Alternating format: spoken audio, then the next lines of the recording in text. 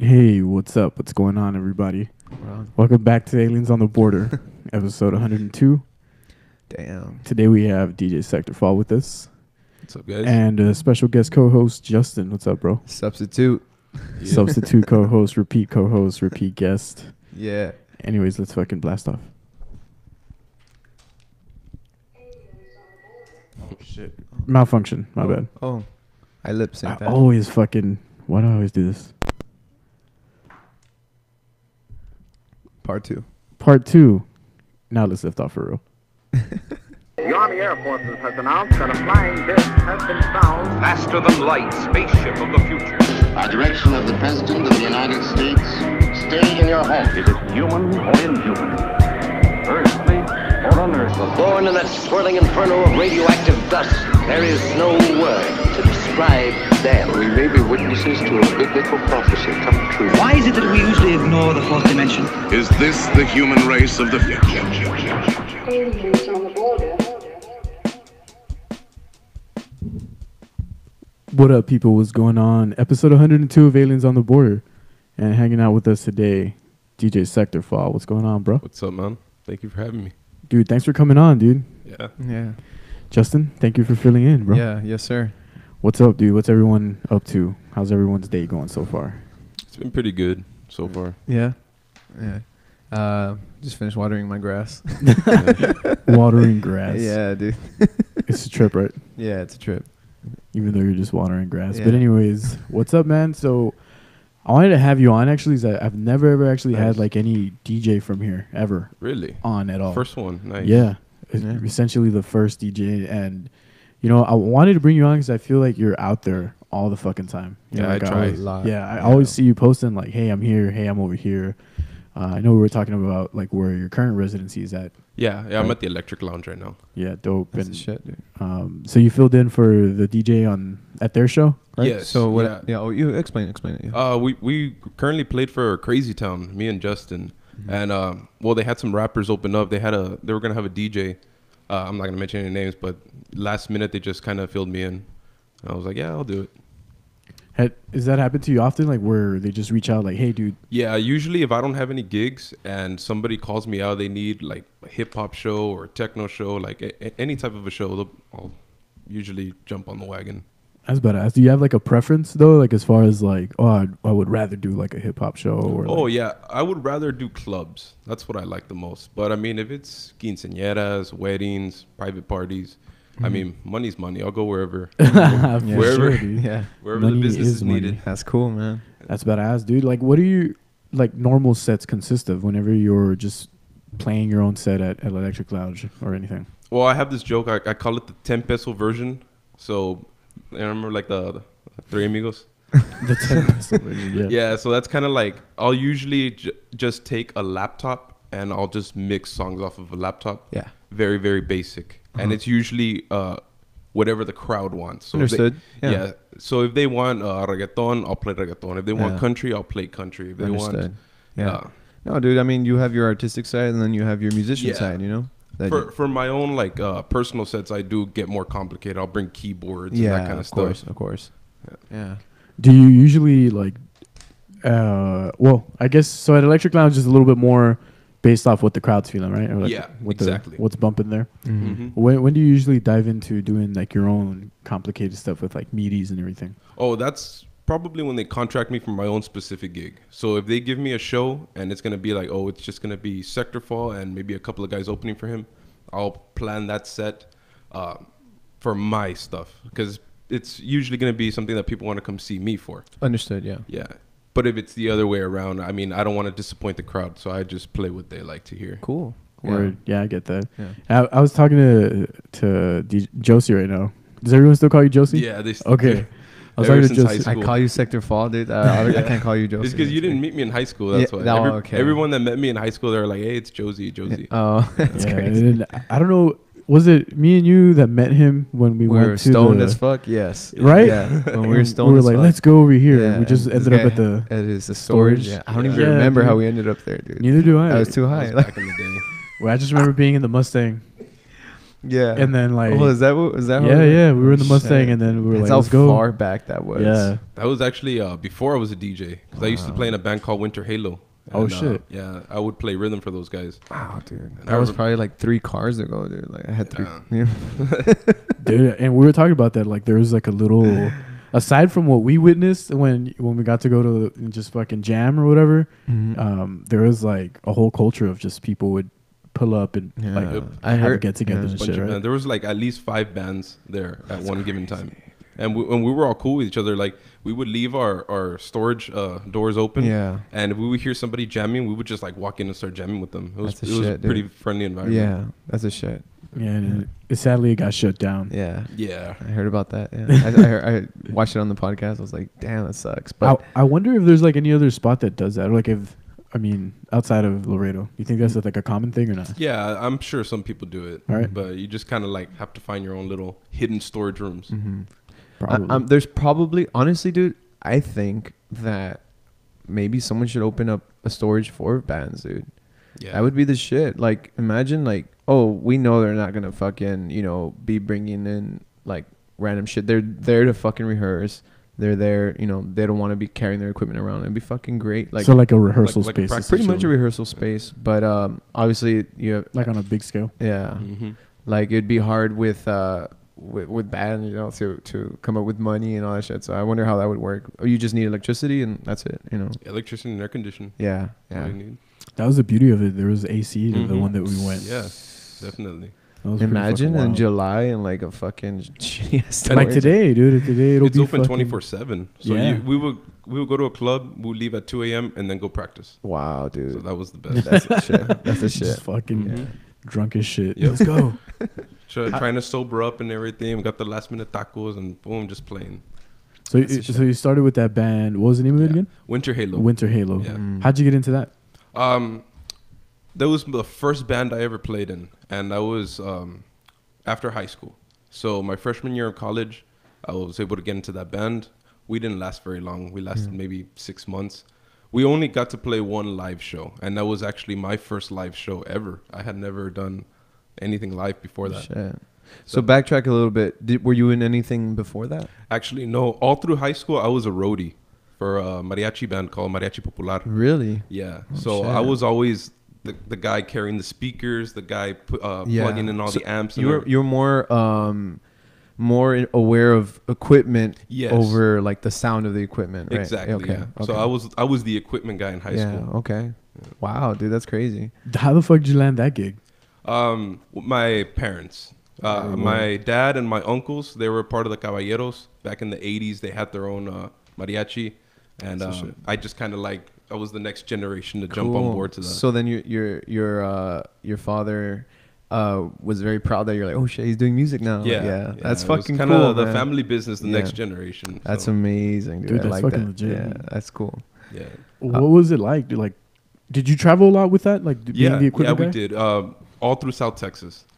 Before I joined, obviously I was too young, but the furthest they ever got was opening for Selena Quintanilla over there. What? The Houston Astrodome.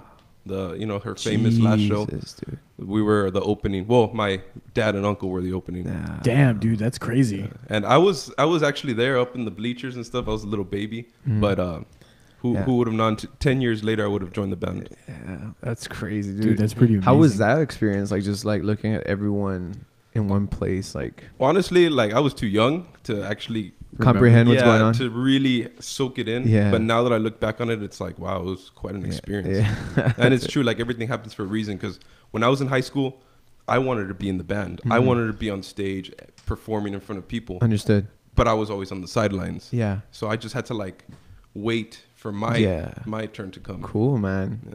It's crazy. Throughout the time that you were like the equipment dude, did you play like any instruments and stuff? Or? Yeah, I picked up the guitar when I was doing that, and like on the sidelines, I would just kind of play and like in my room and stuff. And little by little, I started learning music. Cool, man. By the time I was 18, I was able to play guitar in a band, and that was my first gig. Pretty cool. Did you play like in band in school at all or anything like any classical like education on that? No, never. Actually, I was also a roadie for all my friends' bands. So like, remember back in the day, there was bands like Cloud9 and Somewhere in Between. Okay. And, all of those bands, I would always help those guys out with their speakers. You went to United? Yes. Oh, okay, so that's how you know. Erebus, all of those bands. Oh. I would always help those guys with their speakers. Hey, carry the amps and stuff. And wow, that's dude. fucking crazy. Yeah. Mm-hmm. Well, I think the very first time I met you though was it at fucking at Cafe Dolce. But, right. We did that show at Cafe Dolce. Dude, that show was just like, dude, like the one with I forgot the man. Real man. Well, no. It was a lot of people playing on that set. It was like some rappers there. We played there. It was like an all day type of thing, right? Yeah, kind of. Yeah, I remember that. Yeah. Yeah, and, I had done a back-to-back DJ set with this guy from Austin named Marth Dahl. Yeah. Yes. Yeah. Now I fucking remember that. It was him and me. We were going back to back. Like he would drop a song and then I would drop a song. Yeah. And then, dude, when that happened, I was like, dude, this is the sickest thing right now. It was like a little bit of a battle. Yeah, I liked it, dude. What's it called? Some you guys have shit. some good. Yeah. You guys have some good good chemistry for sure. Thanks. Yeah, it was badass. I was like, fuck, dude, that was the first time. And in that time I was really into dubstep. Like one of my favorite bands, they incorporate EDM with like metal and stuff. Right. And so when I was listening to y'all play, I was just like, fuck, this is badass, dude. I was into it. I was dancing and shit. That was crazy. Yeah. What's it called? So when you got into the band, how did that happen? Like, who did you meet to? Oh, which band? Winter Halo? Yes. Well, the lead singer was this guy named Alfie. And then the other, it was a drummer named Carlos, bass player named Alan. I'm not going to mention last names, but okay. Yeah, I mean, I met them. I used to party with them in high school. They were all older than me, so they were already in college when I was in high school. And as soon as I got into LCC, I started hanging out with them on a daily basis. And they were like, hey, we're going to put a band together. Can you play with us? And that was my first opportunity to get into a band. I just jumped on it. Shit, dude. Yeah. What came after Winter Halo? Like, what'd you do afterwards? DJing. I went from that to Sektorfall. Like after? Like, boom, boom. Yeah. Because, like I said, the band only lasted like less than a year. We only got to play one live show. And after that, it was kind of like just our downfall. Understood. And then eventually it just kind of, we went our own separate ways. But once I had already had a taste of playing in front of people, I didn't want to stop. Yeah. So it was either I get another band together, which was the plan. It was only supposed to DJ until I got another band. Yeah. I didn't think it was just going to take over my whole career. Yeah. But I mean, what happens, happens. For real. So why Sektorfall? Like, where did you get the name? The name, that was weird. I remember one night I was in my room just laying in my bed, and I used to have a DJ name called DJ Josie, and I thought, that sounds too plain, too Laredo-ish. So I was thinking, like, what would be my next DJ name? And I had narrowed it down to 3. It was Sektorfall, Cyrotrax, and Filter Stab. And out of those 3, I stuck with Sektorfall. Sektorfall. And it reminds you of Sector from Mortal Kombat. That's what. Yeah. I was about to say, like, are these Mortal Kombat inspired names? People started telling me, oh, from Mortal Kombat. I'm like, oh, I never got it from that. That had never crossed my mind. Dude, you should just wear like the fucking MK3 costume and shit, all roboted out. Yeah, that'd be the shit, dude. What's up, bro? That'd be crazy. The mask, throw missiles, dude. Yeah, dude, that'd be fucking crazy, dude. That's the craziest shit, dude. But yeah, man, that's fucking cool. You got residency at Electric Lounge. Yeah, that place just turned into something better, dude. Like for real, like out of the fucking ashes, dude. The Phoenix rises. Yeah. Honestly, like things fall into place because I was working at Gold's Gym up until March, and that's when they had their debut opening. So like literally this past March. Yeah. Oh shit. Okay. So literally, as soon as they opened in March, I've been their DJ, and wow. Yeah, that's fucking awesome, man. Yeah. It's been a few months already. Yeah, it's interesting to see how it went from what was it called before? Ethos. Yeah. From Ethos to Electric Lounge, dude. And you know the reception has just been so much better since the change. And I like what they're doing, that they're just putting on all sorts of different shows. Yeah. Oh yeah. Like rock shows, rap shows, EDM, any kind. Yeah. On the EDM nights, that's do you like still stick to just playing music and mixing there, or do you actually like bust out the heavy gear or not? It depends. If they're gonna want like underground EDM and they actually want to see like a DJ mixing everything together, yes, I will put the whole system and have my samples and all that kind of stuff. But if it's usually going to be just drunk people that they just want to hear the top 40 hits and whatever they hear on the radio, boom, yeah, just bust out my laptop, take all the requests. That's another thing. Most of the DJs in Laredo that they want to stick so much to their craft, they won't take requests. But you have to remember, man, these people, they come here to party. They want to hear the songs. So you got to...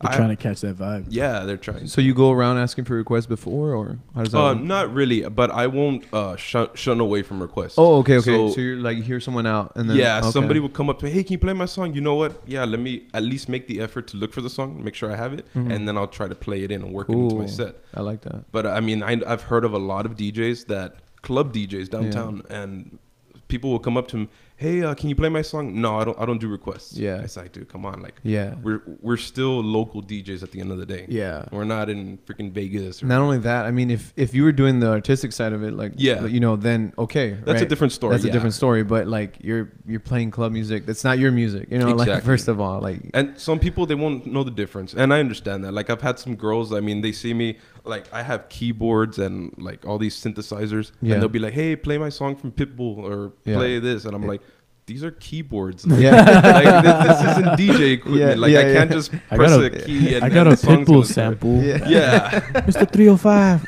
Right. Imagine.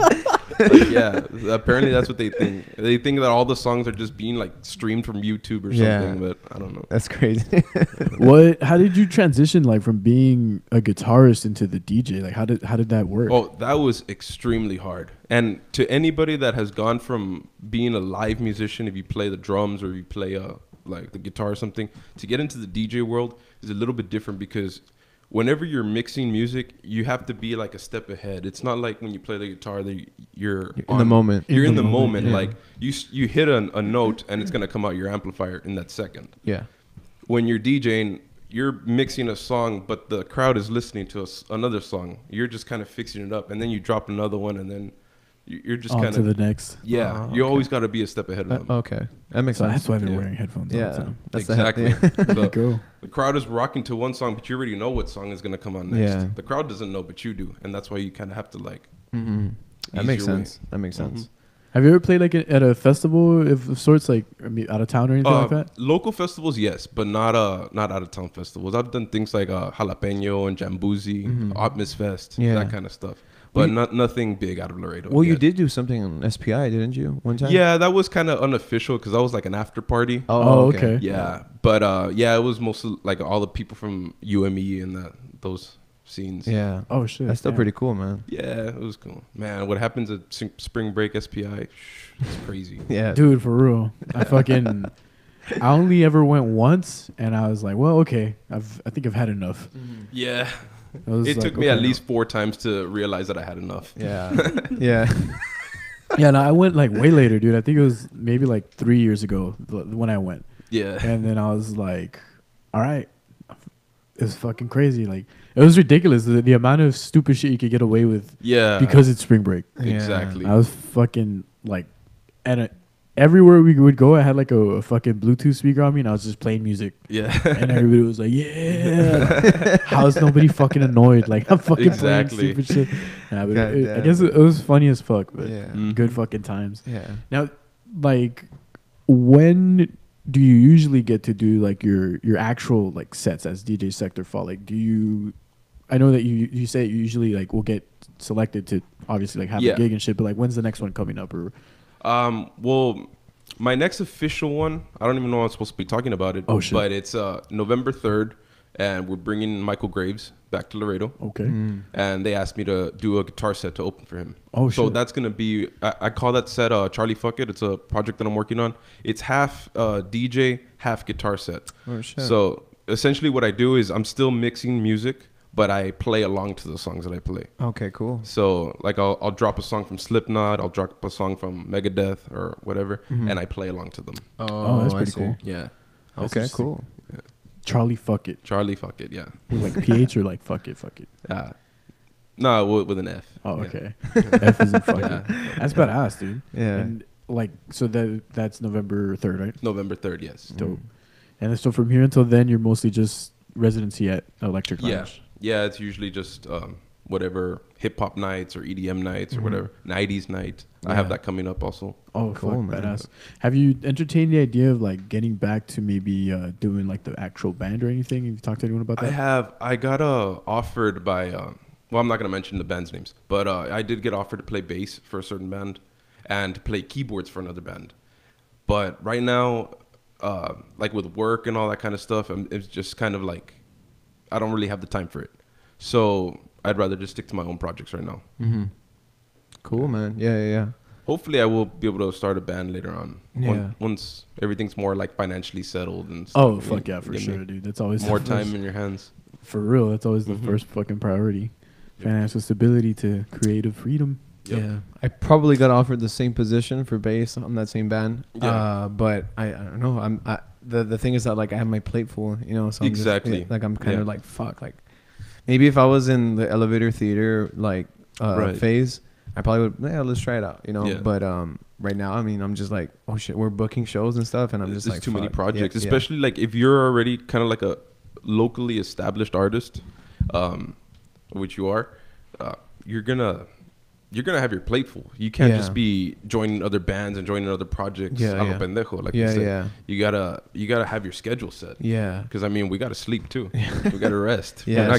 We're not 18 anymore. Yeah, you gotta fucking strategize. And also like you're trying to focus on something, and then you don't want to be the letdown. Like exactly. You know, I can't make it to practice. I can't make it to this gig or something. Yeah, you don't want to be that guy. Yeah, exactly. Yeah. How did Saturday go for y'all, dude? It went really good actually. I was able to open for these guys, and they opened for Crazy Town, and it was a really good show. I liked it. Yeah, it was a good turnout. Yeah, it was a good turnout. What's it called? Honestly, I was a little like scared. I was like, fuck. I was just telling this guy right now. I was like, dude, I hope people show up. You know, I don't want Crazy Town because we were hanging out with them before the show started. I got there around 4, and then like around 6, like the bassist Philip, he comes out. He's from Denmark, dude. Like, what the fuck? Yeah, no. Dude, Denmark sounds an American city, but whatever. It's another country and shit. Did he speak English? Yeah, Did he have a weird accent? No, but he did this a lot. Like, I can't say it on the microphone, but he would be like, when like I would ask him something like, hey, dude, so like, how was your last show? And he would do. You go like that a lot. Dude, it was so weird, dude. It was so weird. Yeah, that's true. I remember that now. I was like, oh shit. But you know what, dude? In all honesty, I thought Crazy Town was gonna have like the cringy vibe from like the 90s that was like the weird parts of like Limp Bizkit, you know, like I thought it was gonna be like that. I thought it was gonna be like, fuck, dude, like I don't want it to be like so like So it was like obviously the reality of it was way better than your expectations. Yes, dude. Yeah. Everything from crowd being there, like it was like more than I expected. It was like up to the bar, pretty much. Oh damn, that's a good amount. A little bit more actually. Yeah. And then there was people scattered in the back too, so there was a good amount of people. People outside and everything. Yeah, people outside or whatever, and they were worried, dude, because they asked me like around 9, right when the first artist was barely gonna go on. He asked me, he's like, so do like people from Laredo go out, or like, you know, they were asking me. I was like, should have been like, nah, dude, they just eat tacos. It's all Netflix and chill. Yeah, Netflix and then he was chill. like, he's like, oh, is everybody like Cultura or something? Like, cause he walked over there, and I guess he went in there. No one fucking recognized him. But yeah, he was around there, and he saw there was a lot of people there, and he was like, oh, there's a lot of people in Cultura. I was like, do they come out downtown and stuff, or do they stay on that side or what? And I was like, dude, like, I was like, nah, don't worry, like. People start getting here little by little, and then it starts getting good. And sure enough, yeah, like, you know, around like we went on, and it was like maybe 1/3 of what they had, and then when they came on, it was just like, I was like, oh shit. I was like, okay, cool. And everyone fucking came after 11:30. That's when it started getting really packed. Yeah, pretty much. Like we got off, and then like just start seeing chingos of people come in. I'm like, oh shit. Where were y'all when I was playing? Yeah. Nah, we had a good set either way. I mean, it was for the amount of people and everything was great. But it was crazy because they said that they lost their laptop in Hebbronville, and they couldn't play their samples, like their backing tracks and all that stuff. And I was like, fuck. And I was like, oh, dude, don't worry about it. You can use my laptop or whatever. And yeah, they just used the laptop. I pretty much have Crazy Town's email on my fucking laptop. I could literally look at their shit if I back want. and forth. Yeah. But yeah, I have their emails and their backing tracks on my laptop for no reason. Now Start making remixes. I know, right? Fucking send them to Josie. Yeah, See what happens. Yeah, I mean, it will have like everything without the vocals and Yeah. guitar, and it'll just be. So it could happen. That's pretty crazy. Yeah. Did you stay for their whole set? Like, Yeah, Crazy I Town? stayed for the whole set. I was front row, dude. I got wild too. Like I was sweaty as fuck. Like I was jumping up. Some homies came. My friend Aaron and Gabe, who's the brother of Rudy. We were just there jumping up and down. It was pretty cool.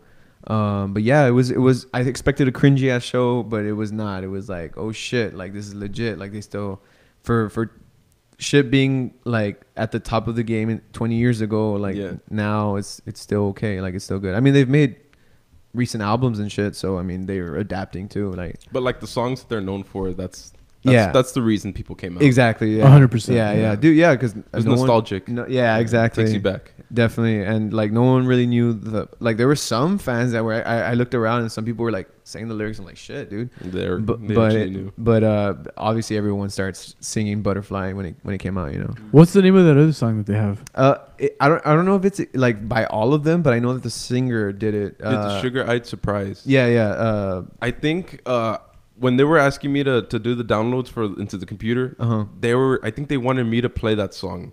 But since I had to leave early, I couldn't DJ that song. Because that song does require a DJ. Oh. The original version. So, and I think that was the reason that they didn't play it. Understood. Yeah. Because I think that was supposed to be their closing song. But since, I mean, unfortunately, I had to leave early. Starry-Eyed Surprise. That's the one that, you know which one that one is, right? It sounds fucking familiar. It's the one that goes, we're going to dance all night to this DJ. We're going to dance all night. Oh, yeah. It's Crazy Town and... my Starry-Eyed Surprise. Sometime. We're going to dance. Yeah, that's all. There's Crazy Town and Paul Oakenfold. Okay. The DJ that mixed did that song it with them. The original. Okay. That's fucking dope. Yeah. I also heard that Butterfly was actually done by the Red Hot Chili Peppers, and they sent it to them to just like market it for them. They're like, here, have our song. Yeah, pretty much. Not the lyrics and not all that. Just I think just the guitar. The guitar that yeah. And just like it's like a sample, pretty much. I can't even remember the fucking guitar now. I just hear the guy's voice and the chorus. yeah. Come. Yeah. But pretty much, yeah. So I mean, that's believable. It definitely has like a fucking Chili Peppers vibe. It does. Right? Yeah, it does. It does for sure. I would believe that. So yeah, I believe that. I mean, I've seen it on YouTube too. That's where they got it from. Because like I was like, I know whatever. Like I know that the singer's gone through a lot of like relapses and shit like that. He's gone through crazy ass shit. A lot of the band actually has, but the singer like primarily, and that was like reasons for like their breakup and all that stuff. They got back together and a lot of stuff happened, but yeah, anyways, the show was great. You know, this motherfucker pulled through. Thanks. And like because he had to DJ for the rappers. One of the rappers didn't show up. So there was like one of the rappers didn't show up, so there was like a 40-minute gap, dude. Yeah. And so you just fucking I just did a techno set, and I was like kind of iffy about it because it was rappers before, and then it was gonna be Two Lions, which you guys are like a rock band, and then Crazy Town. So I was like, you know what? Maybe this crowd might want a little bit of techno. So I started playing some good beats and stuff, and it actually went off. Yeah. It fucking got some good reception. Yeah, because it wasn't mellow. Like, you know, it wasn't mellow music, which is good because if it was mellow, you'll drown out the crowd. And I had to like really crank it up a little bit. Yeah, so it was like lit music. Who's the rap artist that you got to DJ for? It was Lex Curry. Oh shit! True. I totally forgot who was on that set. Kurt Cocaine. Yeah, Kurt Cocaine. Kurt Cocaine. Yeah. He's good, dude. The other guy was supposed to be OB Savage. Oh yeah, like yeah. I forgot what happened. He couldn't make it for some reason. Oh okay. So. Damn. Yeah. Lex Curry almost didn't make it either. He got there like last second. Like you're on. Yeah, like 5 minutes before, and then he was able to get on. What's it called? But yeah, Kurt Cocaine did good. Like he has a good stage presence and stuff like that. Like he knows how to talk to the crowd. It was pretty good. Mm-hmm. But it's kind of like his songs are already talk to the crowd. It's because he's like, I'm gonna tell you something. Like in his music, that's what he's always talking about. Yeah. So and it's like, oh shit, okay. But it's cool, man. He has a good stage presence. But the show was pretty badass. It flowed through. Like and like the times were on, like they were, except the fucking 40-minute gap because this guy had to improvise, you know. Yeah. But besides that, like it was just like flowing. It flowed smoothly. Yeah, flowed smoothly, Nice. and the fucking the set times were right there. Like they played exactly at midnight, you know. So That's fucking badass. Yeah. Have you ever dabbled in like producing beats and shit like that or not? Oh yeah, I make my own beats. Oh well, yeah, obviously, right? Like when Yeah, you do like, like I've your got live these set two and shit. albums. Boom. What is this one called? That album is actually called The Spice of Life. The Spice of Life, and these are all obviously original music. and Yeah, everything, it's all right? original tracks. That one is mostly techno, tech house, and like dark psychedelic techno. So it's That all sounds fucking crazy. This album is just the whole time, every song. This album, on the other hand, is more kind of like lo-fi trip hop. Damn, it sounds like right up my alley.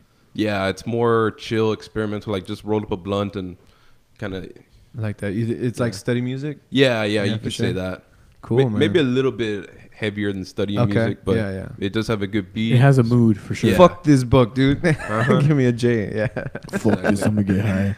Where can people find these? Like, do you have these out in places? Actually, I'm old school, man, so I just do hard covers. I like that. That's badass. I like that. I respect I that, do man. have these albums online for free, but they're the MP3 version, so it's not the Not best the quality. highest quality, If, yeah. if you want like the best quality, it would be These two, right? You know, yeah. a lot of people don't understand that, dude. A lot of people don't understand that if you get music online compared to the album, the disc, like the CD-ROM, holds this like decibel limit that like you can't hear from an MP3. Like you Exactly. need to get it from the CD, and like it's just way better experience, dude. Like for instance, I got the Mars Volta on vinyl, dude. It's amazing. The Megaki puncture, right? That's what you got? Yeah, it's just wow, dude. Like whoa. I put on that thing. It's good, dude. I mean, fuck it. It's the Mars Volta, right? But like the vinyl is just wow. But yeah, like people don't realize like the difference. Like, oh, I could just hear it on Spotify. And it's like, yeah, it's great. Like, you know, you kind of get always missing like it's missing the elements. missing. Yeah, because when we uploaded Standby, it said something saying like, oh, we're gonna have to drop the quality like this much or something like that because this quality is too high for us to run it here. Yeah. And I'm just like, shit, that usually sucks. the files are too big. Something like for that. them Yeah. Yeah, because there's some vias like I know Reverb Nation. I use them. That you have to use MP3s. They won't let you upload the original because they're too strong of a file. Yeah. Yeah, same thing goes for like big music streams like all of Spotify. them. That's dude. interesting because SoundCloud actually lets you upload like FLAC, Yeah. AAC, Yeah, that's Wave. weird. Yeah, that's crazy. SoundCloud, I would say, it probably has the best, but it does have some catches. Yeah, Yeah, like so- file size limitations and shit. Yeah, or- that okay. and like if you wanna, let's say you wanna download a song from a certain artist, he'll probably make you stream it first on your page, just so that you can download it. So it's kind of like, hey, like you can download my song, but you got to promote me first. Yeah. So that's usually the way it works. I understand. It's Yeah, kind of yeah. like a give and take. Yeah, I mean, that's pretty reasonable. You know, Yeah, like yeah, if it it's ultimately you're not having to pay for it, so That's Yeah. true. Yeah. it works out in both ways. I would say, right? Yeah. You're- What are some of like the influences for like these two right here that you have? Honestly, this album, The Spice of Life, is it's a very dark album because I used to have an addiction to spice, like back in the day when everybody used to smoke spice. Shit, dude, that's crazy. And yeah, I was on spice for like 3 years, and like I had overdoses and like all these crazy things. I shouldn't even be alive for that stuff. But Hot and spicy life. yeah, but that's why most That's crazy, that dude. time in my life, it was usually like just in a dark room, drugging myself and just kind of like working on beats and stuff. And all of that dark area of my life was what kind of like molded me into what I am now. Because now I'm sober and I mean, like I'm trying to get my life together and stuff. But this album is a reflection of those times. So you hear very like dark beats. They're not very club friendly. If you hear it at a club, you would be like, this is too dark and depressing for us. Understood. Yeah. But it coming from that era, that's where it comes from. What That's about crazy. for this one over here? That one I made that one after. That one's once I was already getting sober and stuff. Okay. Honestly, I like to smoke weed. I'm a stoner. Yeah. So Yeah. I That's just the like vibes. to sometimes I just like to roll a blunt, make mellow beats Yeah. on the piano, on the drum machine. Cool. And that's pretty much all it is. Just chill, mellow music. And how much do they go by? I sell them $5 each. $5. Yeah, it's just very, very cheap. Now, do you hand print that every? Yes, every fucking. each. Damn, dude. Yeah, so and are they the same? Like, yes. Wow. Yeah. So in my closet, I've got stacks of these that I made myself. Shit, dude. That you're just there, like. Yeah, and I try to sell them at every show. That is fucking cool, man. That's very DIY, and it's just it's cool, man. I respect that. Thank you. Badass. Yeah, I feel like you get like an extra piece, like. Of your artistry in it, right? Like, yeah. Not just the music, but like a little bit of reflection on what it is. They're technically signed by me, so if I ever make it famous, it's like, hey, it's already signed. Yeah. I have the original one. What's up, dude? Yeah. Do you number them? Like, do you know how many there are? No, I usually make like at least 50 when I'm about to release them. And honestly, it's kind of hard to sell all 50. I haven't had that many album sales yet. Yeah. No, we're like maybe at 20 left out of 100 from like 2015, dude. So that it takes a while. It does. It fucking takes a while. And then that you're like sometimes trying to give them away like less and whatever. Like ours used to be $10.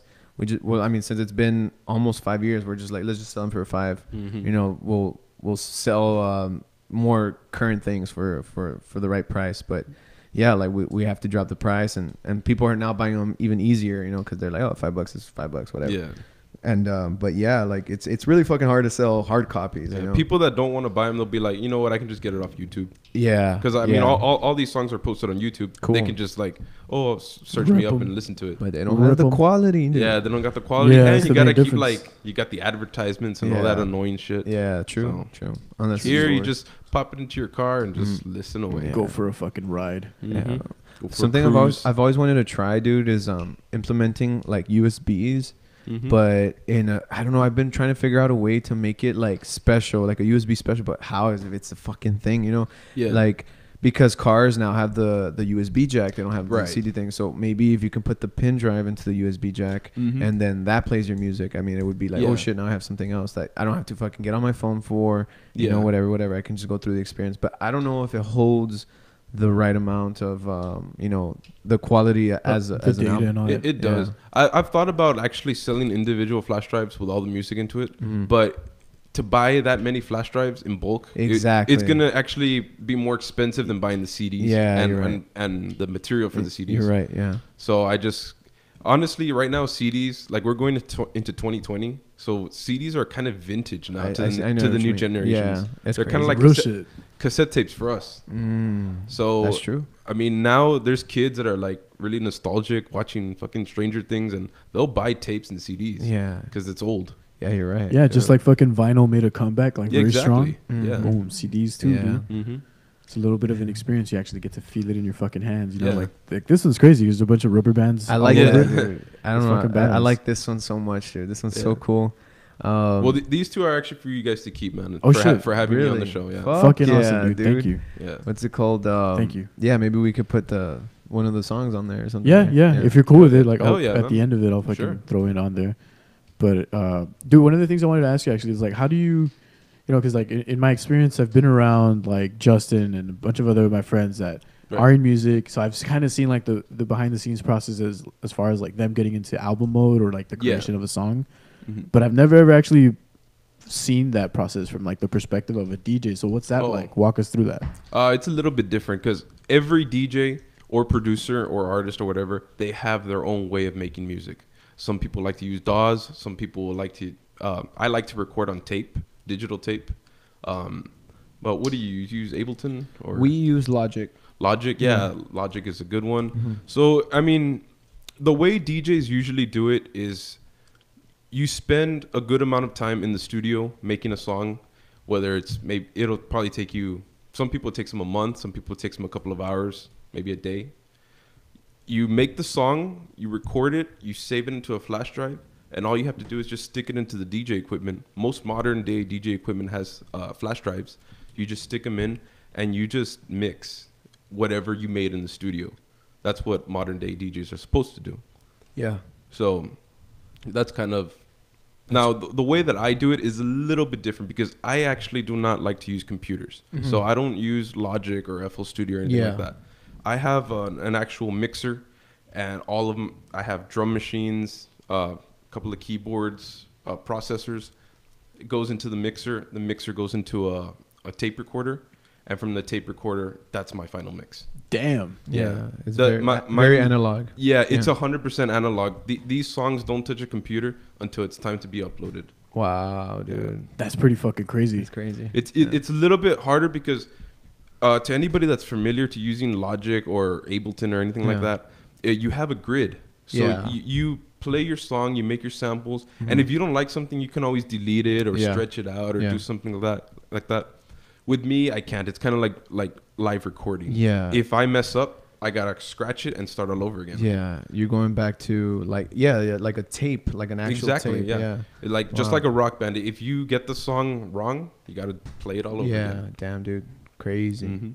That's pretty fucking crazy, dude. Yeah. And like, what do you? So, actually, let me ask this first. These are the 2 albums that you have out right now. Do you have any other ones besides these? Or Yes, is it? my first album it's called Ponchis Ponchis. Okay. And it's not as good as these two because that was like my beginning album. So, but these two are my latest.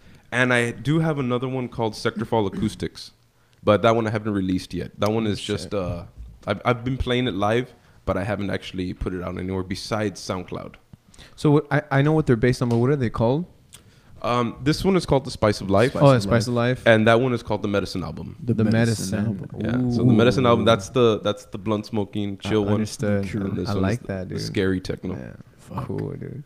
I don't know which one. I imagine if I put that in, there's gonna be like screams, dude. I don't know why, but that's cool, dude. You know That's cool. what? Like for some reason, even though I haven't heard anything off of The Spice of Life, it's weird because on my way home right now, I had thrown on Yeezus, Kanye's album, the one that's like fucking super different. Yeah. Very like industrial and shit. Yeah. And like, I mean, I'm not gonna. Obviously, I haven't heard it, so I'm not gonna say that it reminds me of that. But in some weird way, it reminds me of that. Yeah, If I know that what you makes mean. any I know what you sense. mean. Yeah. Like it's just fucking hard in your face. Yeah. Like, holy shit. Yeah. I forgot how good that album was, by the way. I was like, when I first heard that album, I hated it, dude. I was like, this Really? is shit. Yeah, and then like I had to hear it like maybe like 3-4 times. Like, wait, this is actually pretty good. I was like, okay, yeah. what do you normally listen to, dude? Like if you just want to jam? I like heavy metal. Okay. Really? Yeah. Most of my influences come from rock and roll. So everything as far back as Zeppelin and Sabbath and all that stuff. Cool, man. Everything into the 80s, thrash, punk, grunge, and even emo stuff from like the 2000s. We used to vibe to. But yeah, rock and roll. Most of my influence comes from rock and roll. Wow. What bands are like? What's your favorite band? I couldn't say favorite band, but the band I've been listening to very recently is called Typo Negative. They're from the 90s. Oh shit. Have you guys heard of them? Never have I've before. heard of them. They're like goth, Wow. doom metal type. That's They're crazy. Pretty cool. That's cool, man. I can't even imagine what that sounds like. Yeah. That's cool, man. That's fucking cool. Yeah. I recently stumbled upon like some random ass goth music that's a person or a they, I don't know what they are, that's like almost like half bald but then has hair on the back. Oh, Has shit. like long nails, kind of looks like a witch. This is a guy or a girl? I don't know. That's the point. It's so weird. And my friend Nichols, he was showing me this, and I was like, "What the fuck am I watching?" It was so like weird. Yeah. Like not just that, but the music itself was very like Dark, somber. I feel like almost like eerie. And it's like current music or it's from back then? I think it might be current. I actually okay. don't know. Nichols, if you're watching this, comment the name of whatever the fuck it was that you were showing me. It was a lot of like dark notes and stuff, or what? It just okay. Imagine like if Tim Burton was a fucking rock band. Okay. That's pretty okay. That sounds dope. like it was weird. Like I don't know. Like it was. I didn't understand whether or not I liked it. You know what I mean? Yeah. Yeah. Like, made you feel strange. Very. I'm gonna go take a bath. With the lights off. Like that type of shit. Yeah. It was interesting, right? Like the fucking weirdest part was the visuals. Like the music. Like if you're not looking at it, it's like okay. But then if you look at it, it's like, whoa, what the fuck is going on? It completes the puzzle. Yeah. Have you ever taken a bath in a dark, well, like without the lights on, but what you light a candle? Yeah, you I ever done actually that? did that yesterday. Really? Yeah. It feels Damn. It feels strange. Now, how many blunts did you smoke before you did Well, this? no, it's because yesterday, I mean, I live over here by Casa Vedre, and Okay, all okay. of the lights went out. Oh, so word, for the okay. whole neighborhood. So, Oh, I mean, I shit. had to take a shower in the Yeah, dark. I think that's probably why I did that. Yeah. I didn't have a choice. Like, Yeah. I've done it like a couple moons ago with like an ex for like a Valentine's Day thing. Oh, okay. Yeah. Oh, I see. But that's more romantic. Yeah. You felt a different way. No, we felt like There were definitely blunts Yeah. involved, by the way. But yeah, Yeah. Blunts and Hennessy. yeah. Damn, dude, that's crazy. But Real quick, blunts, bongs, or joints? Blunts. Real? Yeah.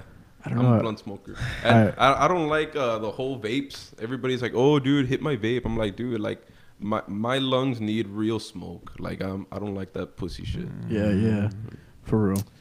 yeah, I don't like vape pens, dude. Blunts, bongs, or fucking joints. Bongs, dude. Yeah, I like I bongs. I feel like me too. I'm in the same boat. I mean, I fucking hardly smoke anymore. Yeah, me too. But like, if I could, I just fucking.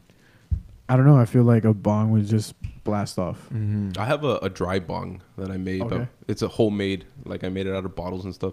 Oh shit! Okay. But man, that thing hits freaking hard. Any bong in general, I feel like even the bowl maybe is- there's a root to that. Maybe like because I feel like joints and blunts are like kind of like on the go. But Yeah. like a bong, that means that you're gonna stay somewhere. Because you're Yeah. not gonna fucking, hey, what's up, guys? Like be walking around the streets with that shit. So True. I feel like it probably roots down to like, oh, like let's do a bong because we're gonna fucking stay somewhere. I don't know, dude. Yeah. I don't like to be high and like be fucking at the mall, or like Walmart and shit. Like I trip out too much. Like I'd rather, like either be home or go to the woods, some shit where kind of secluded, like, because I don't like to be in public while I'm fucking high, but like fucking high. If I'm like, okay, I feel good, then it's fine, whatever. Amber Alert. Oh shit. Amber Alert. Is it for that girl? I think Did y'all hear about that? Dallas, Texas. Oh, Oh, Dallas, Dallas. Never mind. But you know what I'm talking about, right? The shit that's been Yeah. going around. That's the one, crazy. Some dude. girl in Iturbide, right? Yeah, Iturbide? Iturbide, some girl here in Laredo. That's sad. That really makes me sad. Yeah. Like we try so hard to like make downtown really nice, Yeah. and safe for people. Yeah. And there's still a lot of like Shady reptilian shit. people. Oh, Yeah. 100% reptilian people. Yeah. Yeah, that are still trying to cause trouble and Yeah. violence and But to digress, this happens everywhere, dude. It does, yeah. It just hit media and like people are aware of it. That's Mhm. why, like, I mean, we played at a bar in San Antonio, and the night before, apparently there was like a drive-by and shit. So, yeah, man. so it's just There's like no need for that. Yeah, yeah, lizard people, man, they're fucking assholes, So like, it happens everywhere. This shit, people get kidnapped everywhere. Children get kidnapped everywhere.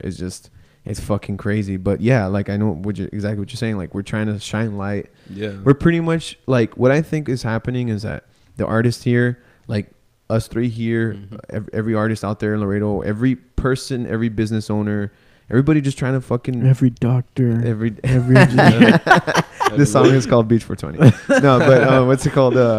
Yeah. What's it called? I feel like we're warriors, dude, against the tide of people just still in that mental state of like, ay, pinche Laredo, and like, we're pretty much like, but wait, like, what about this? And like, like we're kind of pointing. But wait, motherfucker, get lit. Yeah.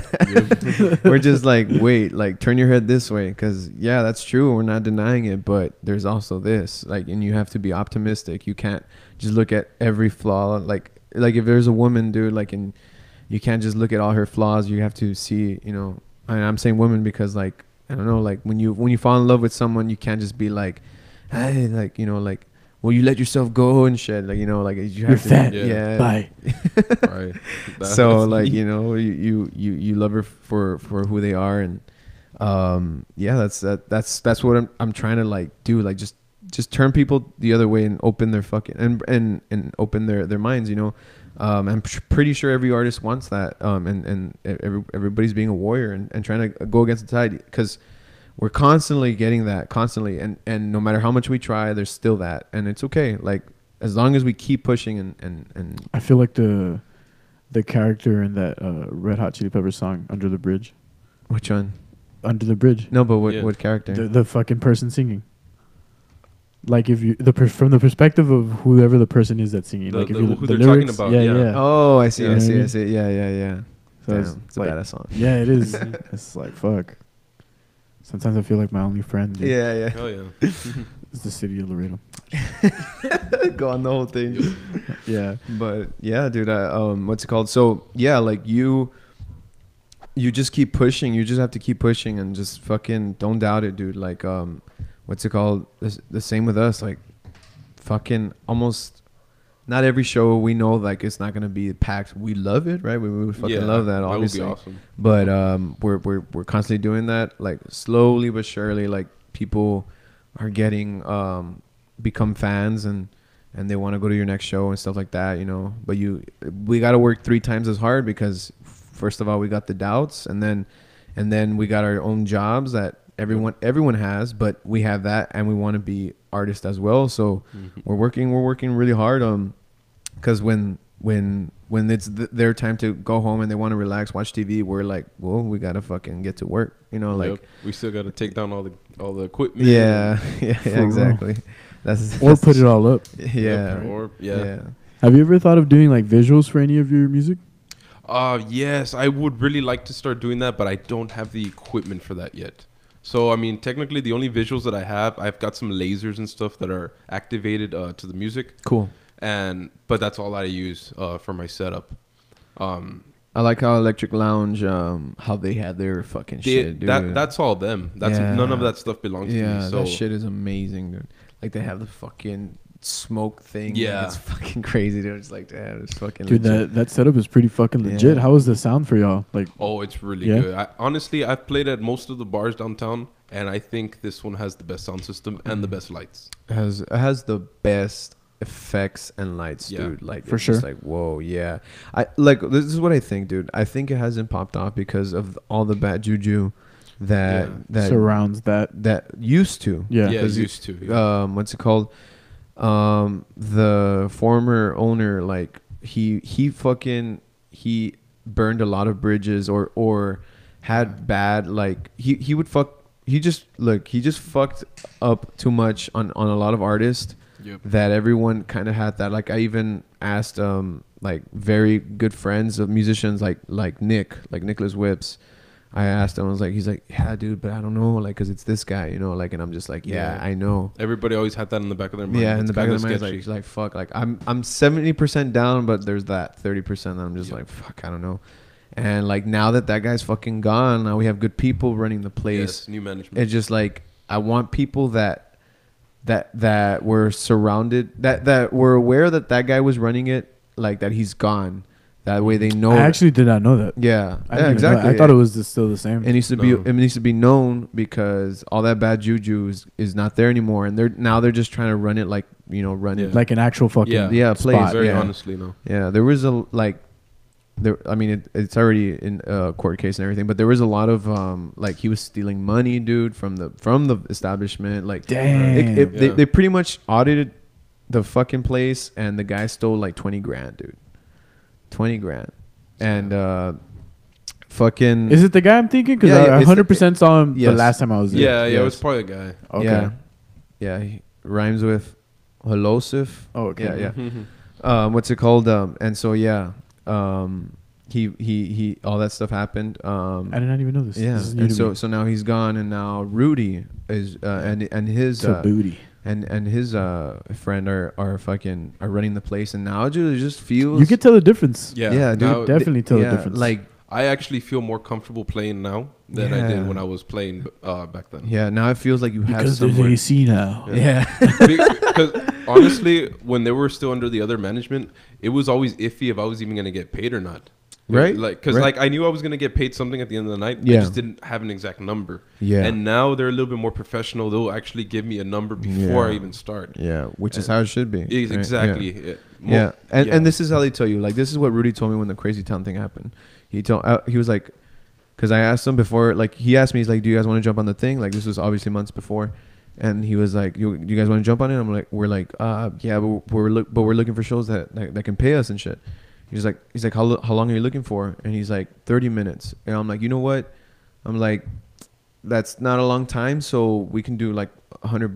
But because he was also saying that he's hoping that he'll have enough money to pay us. He's like, but for a guaranteed, like, he was asking for a guarantee, right? Like for sure, if there's like no one shows up, like zero entrance, like, he'll pay us $100. He's like, if it's a good show, I'll give you 150. If it's like packed to the like max, then I'll give you 200. And I was like, okay, that sounds like a fucking fair deal, right? So yeah, so we ended up getting 150 because it was good enough. But yeah, he gives you numbers and he fucking sticks by it, dude. So it's very, very musician friendly. Like, yeah, and that's a lot of the, like, well, from the perspective of trying to, keep the whole movement, whether it be whatever type of show it is, alive, really boils down to like if the venue can keep their word, right? Because if they keep, doing bullshit, then yeah, because then you talk shit about it, you don't want to play in there anymore. Then the word gets around, and people are like, well, there's no fucking acts here.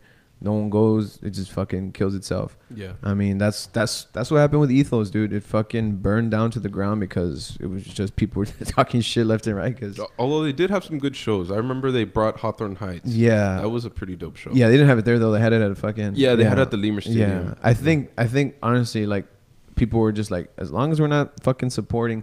But I heard people didn't go because they didn't want to support him. Yeah. I didn't go just because I don't care for Hawthorne Heights too much. Yeah. Not enough to pay. Yeah. Well, I'm talking about like, even that sounds like a dick. I'm talking about the venue Ethos, like when it was. Oh, when it was there. Yeah.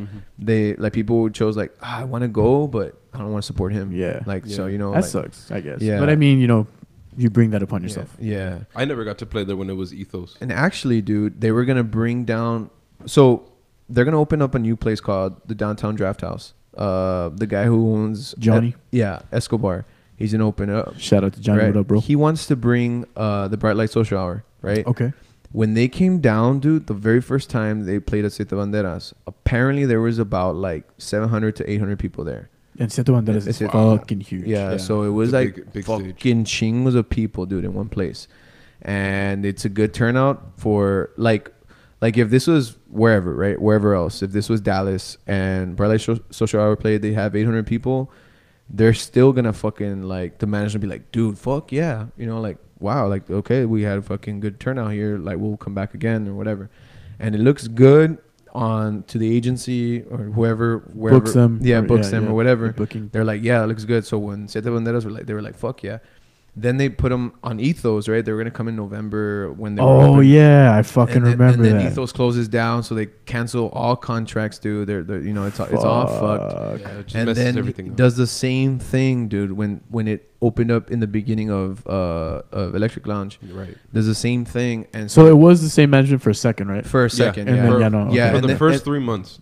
When when they got the auditor to get there, I think Rudy called it in, and or I don't know what happened, but the guy was like, dude, there's money missing. Like, where is it? And then they investigated and then they found out. Damn. And it was crazy because he was telling me, like, once they fucking went to, like, court, like, he just pled guilty to everything. He didn't even fight it and nothing.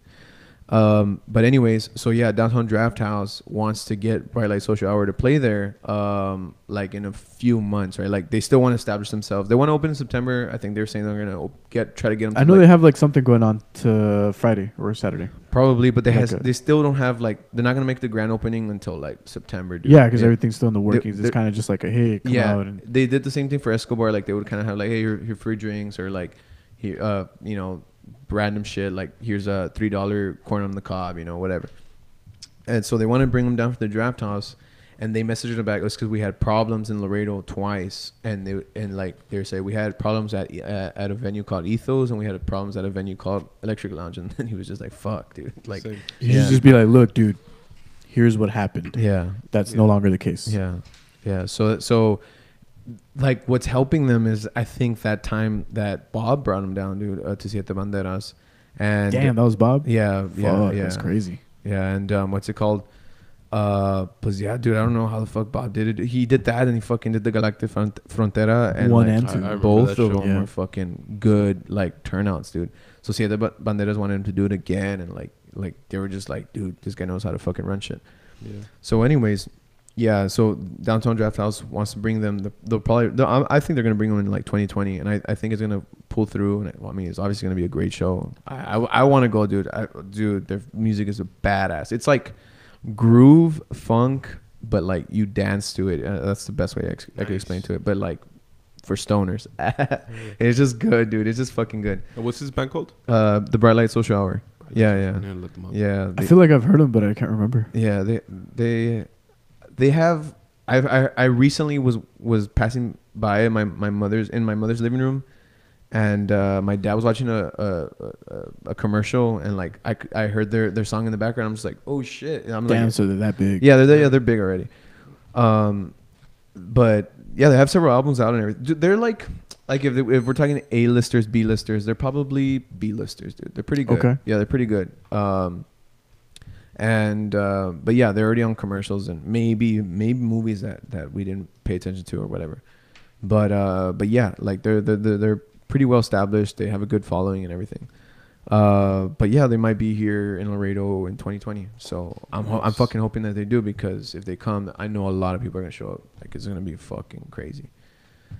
But anyways, I was gonna ask actually, like, how is the set there at the Downtown Draft House? it's good. He hasn't finished, but oh, dude, the stuff he's talking about, like, I don't even know how I should say it, because I don't know. If he's allowed. Yeah, I don't want to say it because then why do that? Yeah, but it's just like all the shit he's gonna do. I'll talk about it after the podcast. And it's gonna be on AOTB Street. It's the same. Yeah, it's like actually the first building on the left. Oh. So it's right before Siete Banderas. It's before Siete Banderas. It looks like a house, pretty much. Yeah, it looks like a house, and if you go through it, there would be once you turn right, there's like colored lights on light bulbs on it, and so you won't miss it. At least it was there for the for the LGBT. For the ball crawl. For the bar crawl. Yeah, the bar crawl. Well, the whole month of June. Yeah. What's it called? So I don't know. They probably still have it. But yeah, they're there every Friday, I think, giving out shit, like free shit. I guess in a way it's promoting to be like, oh, this place is gonna open. Nice. But they have their patio open. But dude, they're gonna open all around. Like, it's gonna be fucking crazy. And the shit they're gonna do is just like, I was just like, are they doing the same thing? And then like I was like, oh wait, I was like, then he was like giving me a tour of everything. I'm just like, oh, and he was telling me what's gonna be there, this and that. I was just like, okay, this is different, and I'm like, I'm excited for that too. So we'll see what happens with that. But anyways, so yeah, dude, how far do you want to go, or what would be successful to you? Like, how far would you want to go with your music? Well, honestly, even if I were to stop right now, I would still be happy with as far as I've gotten. That's because cool. At a local level, I did get kind of far. Yeah. But as far as like state level or national level or even worldwide level, I mean, nobody knows who the hell I am yet. But I mean, honestly, as long as I keep moving forward, like as long as my gigs don't start paying me less and my equipment doesn't start, like if stuff starts coming down, then I'll start to consider like something else. But as long as everything keeps going up, I don't see any stopping. I like that. Yeah. I like that. That's cool, man. That's fucking cool. What's it called? Yeah, because I hope everybody the best, dude. I hope everybody can fucking make it, especially if you're from Laredo. Like, I'm just, whenever I get excited, dude, I become like a little child. Like, because we're all gonna know each other when we're at the top. Yeah, and true story. But when I first started, I didn't know how to appreciate, and I was very envious of other musicians and stuff. Yeah. And what's it called? I would kind of be like, nah, I'm not going to like his stuff, or I'm not going to share his stuff or whatever, because then he's going to be above me. And it was just a lot of fear, you know? It was just like, dude, what do you think is going to happen? Like, you know, or it's also saying that is my material not good enough?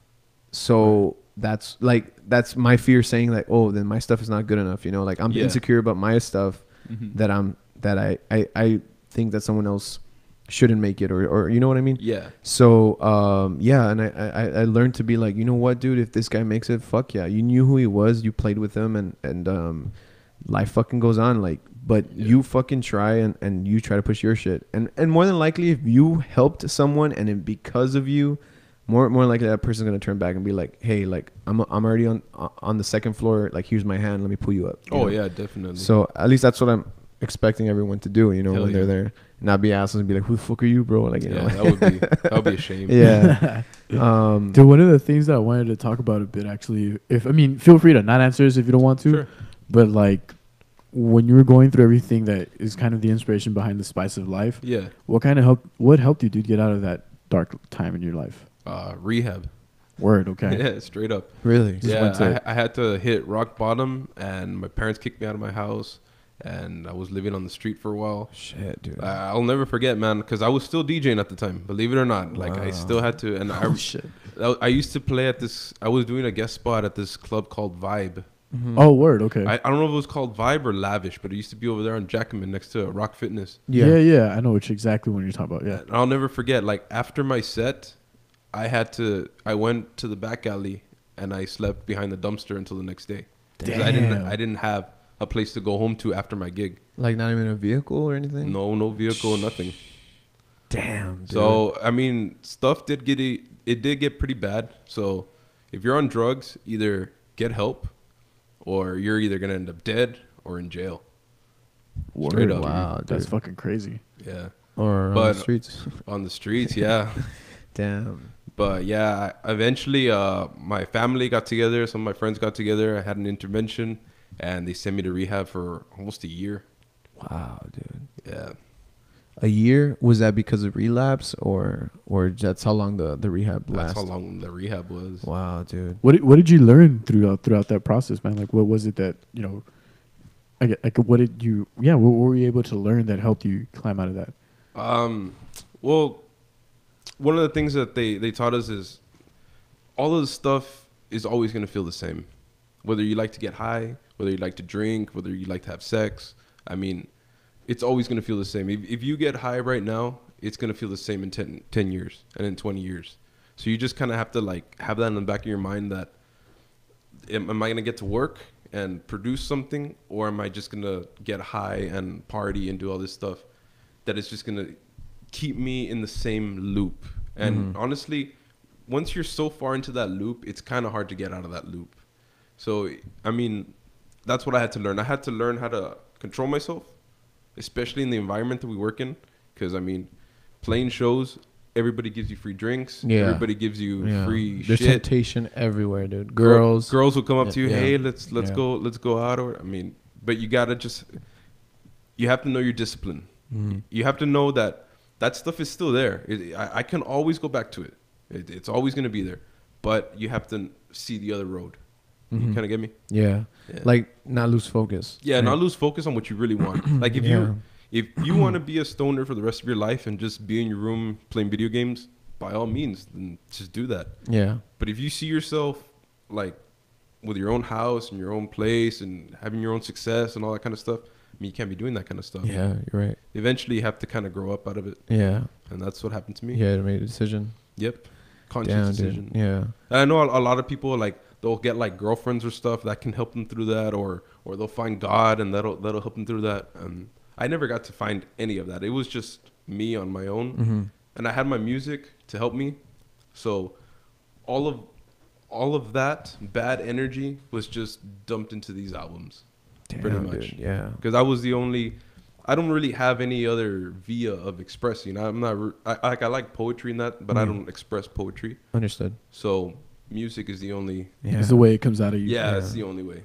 I like that, man. That's fucking intense, dude. Yeah. That in the gym, probably. I mean, yeah, you were working at fucking Gold's for a while. Yeah, right? I was there for a while. That's true, dude. That's fucking crazy, man. That's cool, man. I like that.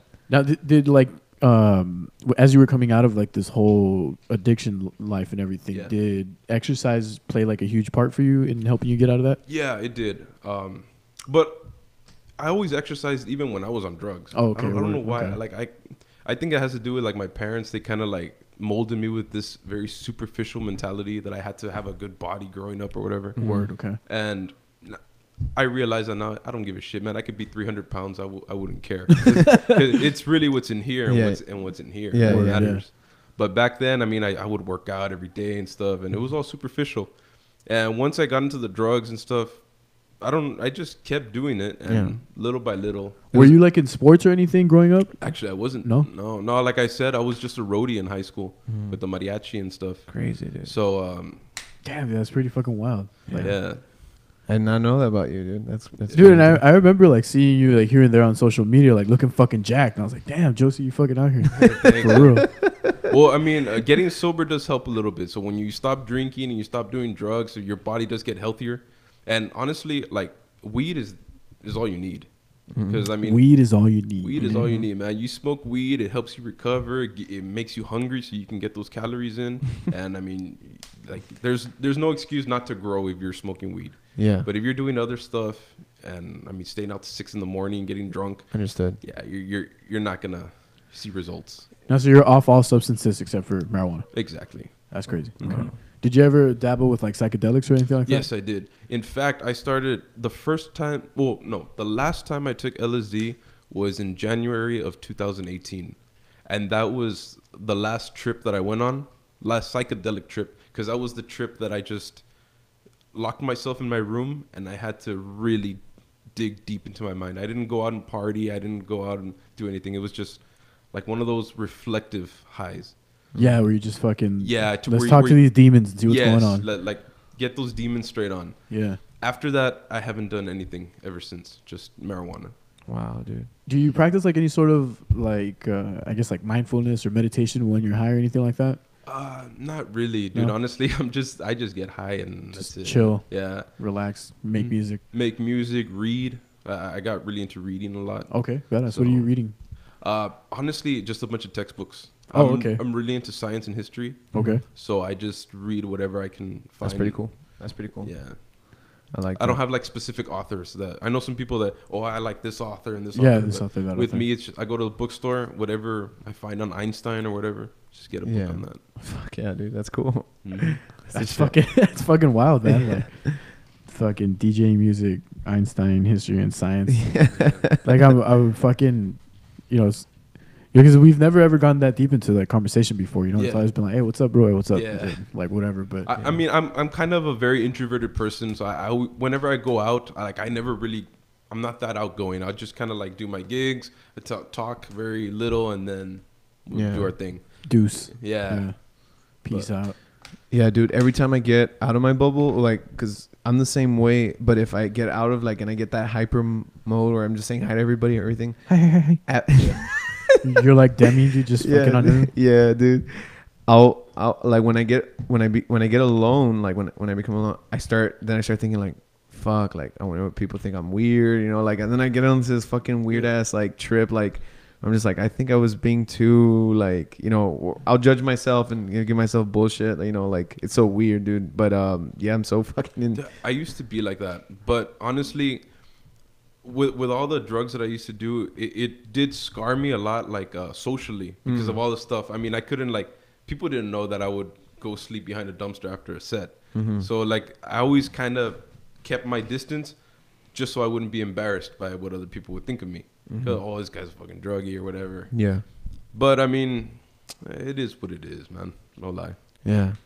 Yeah, everyone walks their own fucking path, man. This is what life is. Yeah. Wow, man. How do you feel about like, okay, well, actually, let me backtrack here. What type of science books do you read? Like, what was the last thing you read in relation to like science or history? Well, I'm reading this book right now. It's called How Things Work, just straight up. And it's a physics book. It just teaches you like the most random things, like how does an iPhone work, or like how does like certain like medical stuff work. Okay. So it's just kind of like brief information, reading it through, just kind of get the blood flowing. Yeah.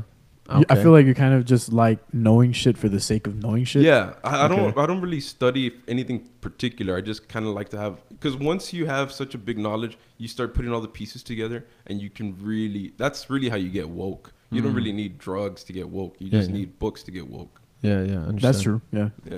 A shift in perspective is really all you need, because that's all. When you take those type of like substances, whether it's psychedelics or whatever, that's I'm not exactly gonna lie, it what does happens. help a little bit to a certain extent. Yeah, it's like a forceful perspective shift, Yeah. rather than like by piecing pieces of information together slowly. It's just like, fuck, here it is, bro. Yeah. I think that's what it is, dude. I think that's the thing to life. Like, it's perspective is key. Yeah. And it ends up being, I think what drugs do, I mean, if you use it right, is like it kind of turns your head for you, and you look at things in a different direction, where like if you're stuck, I guess, and but if you're using it to be like, I want to use toxicity, you know, for you know, Of our city. Yeah, of our city, dude. What's it called? You know, then that's where you're drawing a weird line, and then the drug is like, what the fuck are you doing? You know, I mean, that's what I think. Yeah, I mean, like I dabbled in psychedelics a lot for a while too, and I feel that at the time it was like a very prominent thing. Like I feel like everyone had LSD for some fucking reason out of nowhere. Yeah. Right? Like it was like everyone was just chilling, smoking weed, and then for some reason there was like a flood of LSD. Yeah. I don't know how the fuck that happened. Yeah. But it was weird because in my group of friends in our circle, all the experiences that we had, you know, whenever we would share them together, they were very much like introspective, right? Like I don't know, at least like whenever we've had like psychedelic experiences, it's been like very, very like a la verga, like you know what I mean? And I remember like whenever being under that or being in that mind state, it felt like it was something that should not be taken lightly. Yeah. Right. So that's just the impression that it left on me. But then I would hear of like these other people that would take it and fucking like go party and do other shit. And I was like, how does that even work? You would like, do that? I don't understand. Yeah, dude, I'm not gonna lie. One time I was playing it on the rocks when I used to be the DJ there, and this guy slipped me some LSD, and I was gonna take it after the show, but I got kind of excited. I know that LSD takes about 30 minutes to hit you, but I guess since I was playing and sweaty and my metabolism was going up, that shit hit me in like 10 minutes. Damn. And I still had 20 minutes left to play. Fuck. So I was on stage, high out of my mind on LSD, in front of at least 30, 40 people at On the Rocks, just trying to get by my DJ set on LSD. Just fucking barely holding on to reality. Just like, oh God. Like I remember like I was laughing and sweaty and I, like everything was just on my computer screen was just warping together. Yeah. And like I couldn't, like to me it sounded awesome. Yeah. But I don't know how it sounded over there. Yeah. I wonder, dude. Now, damn, I wish I would have been there to see that. Like just to kind of. The only thing that the club owner said was that the music just gradually got faster and faster and faster and faster. Oh shit! But that's the only thing that I couldn't notice. Yeah, I just kept playing fast, and the BPM, the tempo just kept getting more intense. Yeah, everybody was just like, "What the fuck?" I can imagine. You just transported a fucking group of people to somewhere else, dude. Right? You took them with you along for the ride. And sure. I haven't really like messed with psychedelics like in such a long time, but I always entertained the idea of like going on shrooms or something just to kind of, you know, take a fucking mental vacation or something. I think maybe sometimes because I'm on that same trip too. Sometimes I think we need like checkpoints, you know, like some checkpoints to just be to kind of like have a philosophy, or maybe what we need is the fucking perspective, because there's some things that we're like still in like a cloudy part of ourselves that are just like where it could just give us advice, and we can be like, oh, okay, that's what I should do, and then we can be like, okay, boom, and then get the wheel rolling on what we felt and what we think we should do, because I think like you, man, I think like you're optimistic about the human race. I feel like I think most people, like 98% of people, are actually good people. Like they're human. They want good for the world. They want the world to be a better place. So I think we're like the angels to earth, you know, just trying to make it great.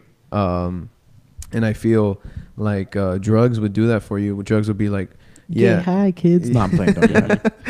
Yeah, just tell you, you know, like, yeah, the world can be pretty fucked up, but there's a lot of warmth. And I 100% understand that, but also at the same time, I feel like I may be full of shit to a certain extent, like when it comes to that, because like you said, like you don't really need that. Yeah, like the connection to that source or whatever is there all the time. You do need it and you don't, but at the end of the day, what I like to think about it is that it's just chemicals. Right, yeah. It's just a chemical reaction in your brain. It's your dog, right? Yeah, she's just fucking bitching. Yeah. So, I mean, it's all chemicals. I mean, if you fall in love with a girl, it's going to release the same amount of chemicals as if you shoot up heroin. Yeah, you're right. You just have to, one, you're controlling it more, and the other one is life is controlling it. Yeah. So you just kind of have to, I mean, choose which one you want. You can have both. I'm not saying one is bad and one is good. I mean, yeah, as long as you know how to like control handle yourself, your shit. Yeah, handle your shit, man. So are you into abstract shit like that? Because, dude, I was tripping out because the bass thing that you were talking about. So this guy meets me at the mall, and we're having a conversation, and I find out that this guy he just wants to be friends, but he's also looking for a bassist, right? I'm at the mall, and it's so weird because I see Caleb from afar, right? And the vibe I got was that Caleb and this other guy don't like this guy, right? So they like kind of ignored us, right? Yeah. And I was like, okay, whatever. Like, and so I was just like, that's weird that Caleb's here, whatever. And then I go outside, like we're leaving the mall. And I was like, okay, you know, I'm taking off to go pick up my son. And then I see a Lalita's ambulance, which is Monche's company, right? I was like, this is fucking weird. So I'm looking at these as messages, like, why am I seeing like these people here, you know, or like, you know, like, and I was like trying to figure out, like, is there a puzzle that I'm supposed to like listen to, or what's going on? Do you ever look at life like that, where you just see something and you're like, is that this telling me this? Like, yeah, you try to make a connection. My life is very ironic for that, because I notice all of those things, but I usually don't pay attention to them because I think that the world is a little bit bigger than that. I really don't believe in like spiritualities or kind of like we have our own destiny and things happen for a reason. Nah, honestly, everything is kind of like just throwing dice on the table and see how it comes out. It's a gamble. It's a gamble, but it's also just chance. Like things happen for. It has to be. I mean, yeah, and to a certain extent, all right, but also by that same logic. Right, like if you apply that logic to a large scale in the universe, to where we're in something that's infinitely expanding, right, infinite amount of matter that can't be created nor destroyed. Yeah. Then by that same logic, there's a sequence of variables that when you get all of those variables together, will create a different version of reality where that is true. Yeah. Right. So like, what's to say that we don't inhabit that reality? So what you're saying is that if I can figure out the keys to each door, I can like manipulate life to be where I'm trying to get it to. I don't know. What I'm saying is that I like that makes sense. Yeah, that makes sense too, and yeah, that's applicable. Like people who can apply that perspective, right? And that's where you come into like the secret and all that shit.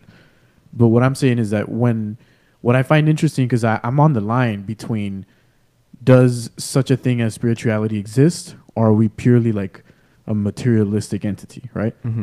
But then if you try to perceive the universe by the rules of materialism, you can't deny that there is spirituality, because it fucking comes back over in on itself, and then it just becomes a part of the same thing. That's why I'm like, okay, like sure, if you want to rule out the idea that spirit, quote unquote, is not something that's like real. Yeah. Right. And I understand you're like a little bit more scientifically oriented, and I am too, at least in my worldview. Yeah. But again, like the same set or the same parameters that govern the shit that happens in the universe ultimately lead back to the same answer, where like, yeah, that shit does exist. Yeah. Right. So that's why it's like, what the fuck? And then I suppose that your consciousness plays a factor in whether accepting the reality that you do live in that version of reality, or just being, you know, grounding yourself and being like, you know what, that version of reality doesn't exist. Yeah. Right. So then you're kind of in both places at the same time. The way that I see it, I think that there actually only is one version of reality. It's just like if this is reality and there's like 100 cameras, each one of us is looking at reality at a different camera. So your reality is different from his reality, and it's different from my reality. But it's all the same reality. We're just looking at it at different angles. Yeah, I guess you can say that. Right. But then it's still, for me, like, I understand that completely, but also the rules of the way that stuff behaves, like at a subatomic level. Oh yeah, that's where shit is like, wait a minute, what the fuck do you mean? Yeah, the quantum level, that's already getting kind of weird, because electrons and stuff, I mean, getting into science, I mean, they can jump inside their own atom. So and they can be there and not be there. that's what I'm saying. Like fuck. Yeah. So we don't have anything on our scale of reality that does that, but it does happen in the quantum level. So if it happens in the subatomic level, there's a reflection to it. In yeah, the microcosm. there could be something that we could do now. We just don't know how to do it yet.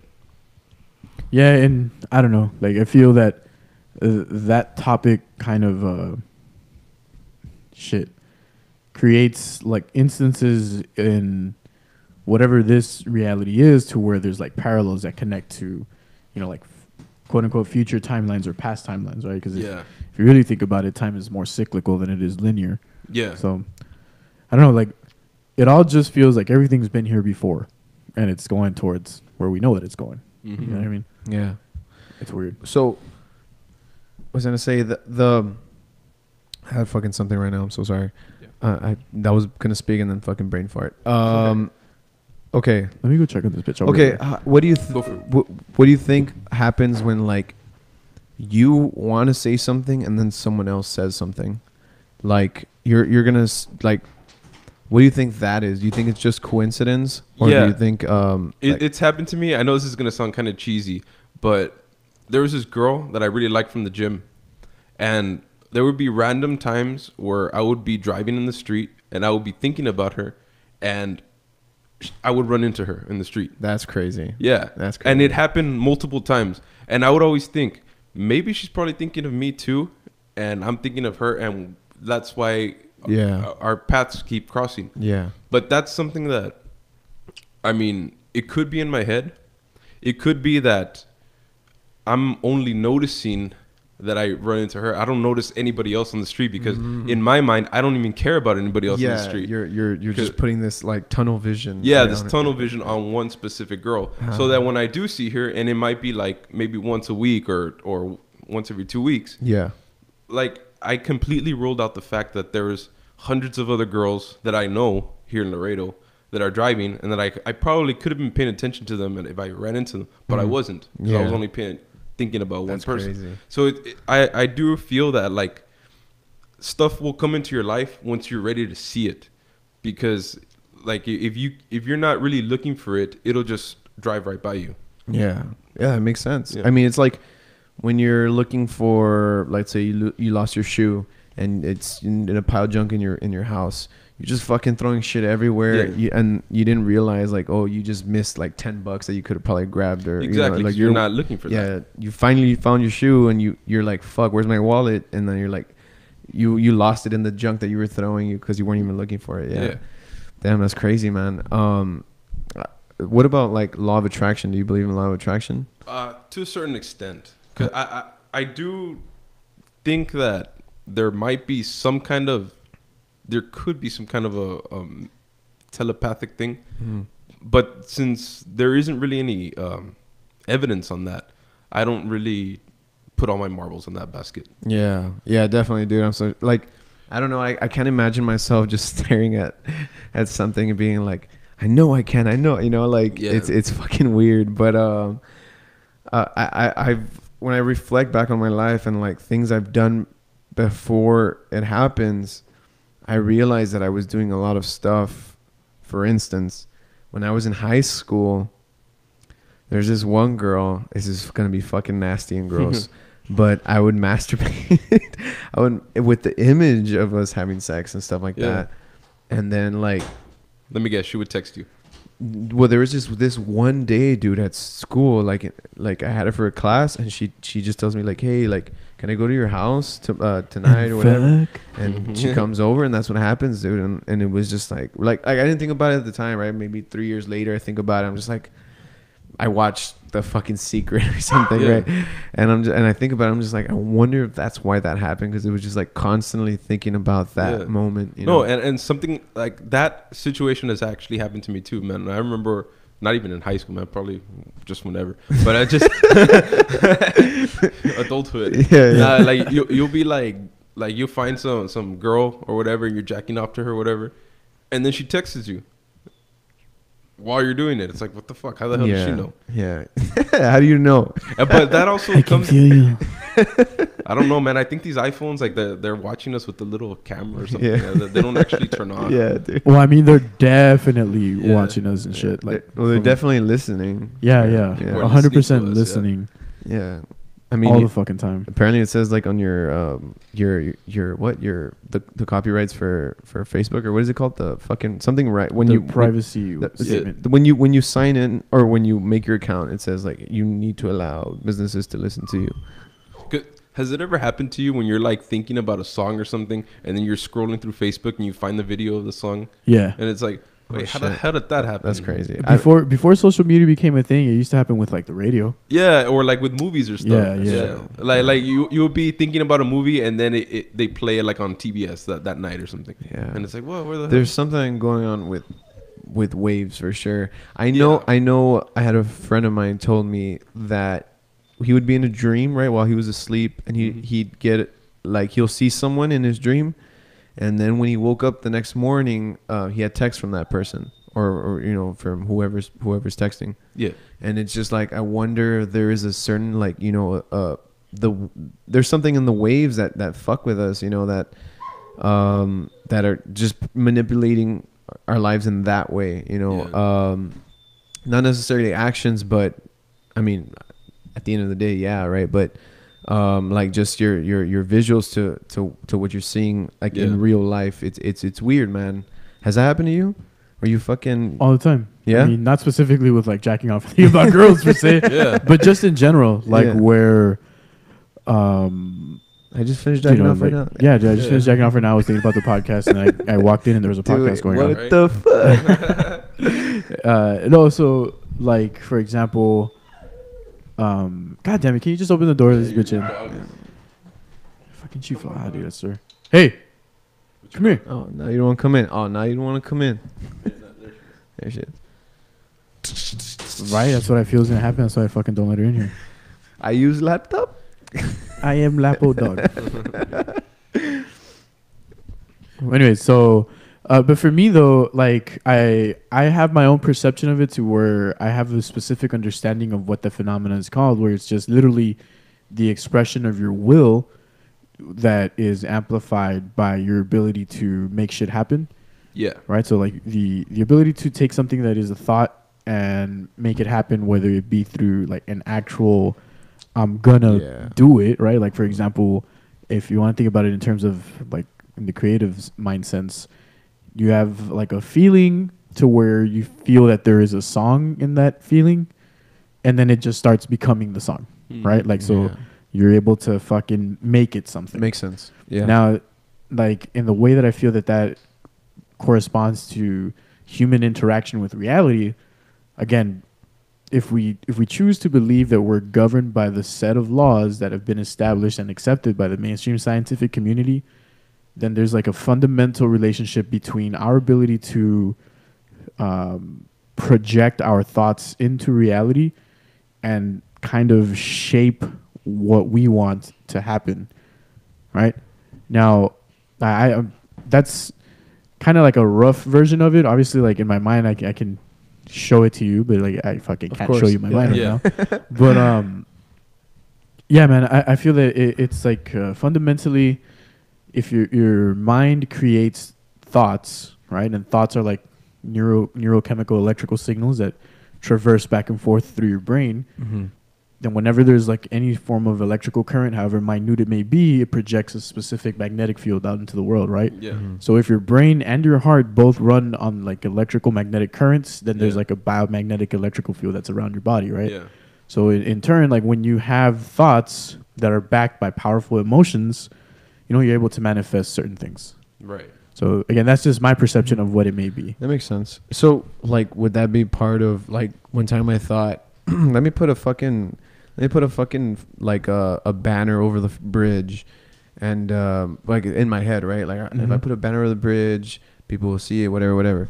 And then I get to work on it, and I work on it and actually fucking do it. Is that what you mean? Like you just yeah. Like so exactly. That's one representation of it, right? Because then, like, when you think about like what the secret is, they tell you like, you know, like the power of visualization for you to the law of attraction, all of that. But the missing key is where you actually lay down the groundwork, right? And to some shit, you have to have some sort of physical impact on the world to be able to make that shit happen. For example, if you just fucking sat there and focused super hard with all your might into making that, but not actually doing anything, probably nothing's gonna fucking happen. Yeah. Like imagine if you're trying to learn an instrument and you're thinking about the instrument and you put all your attention into it. I mean, nothing's gonna happen unless you actually pick it up and start practicing it. Exactly. Yeah. That's So true. So like there's just it's my own perspective of what it is, what the phenomena may be. I'm probably wrong. I'm not a fucking scientist.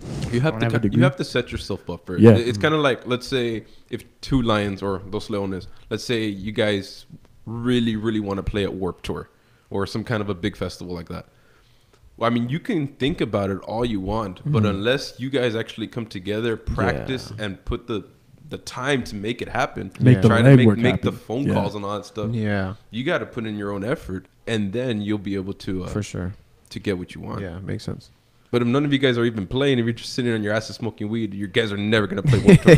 That's for sure. One of the things that is funny about the mind is that sometimes you mind fuck yourself into thinking that you're not doing it, but you are, right? Like one of the things that I was on episode 100, Roger was saying was like how everything has been kind of falling into place for him, and I was like, it's not that it's falling into place; it's just that you've been doing the fucking work.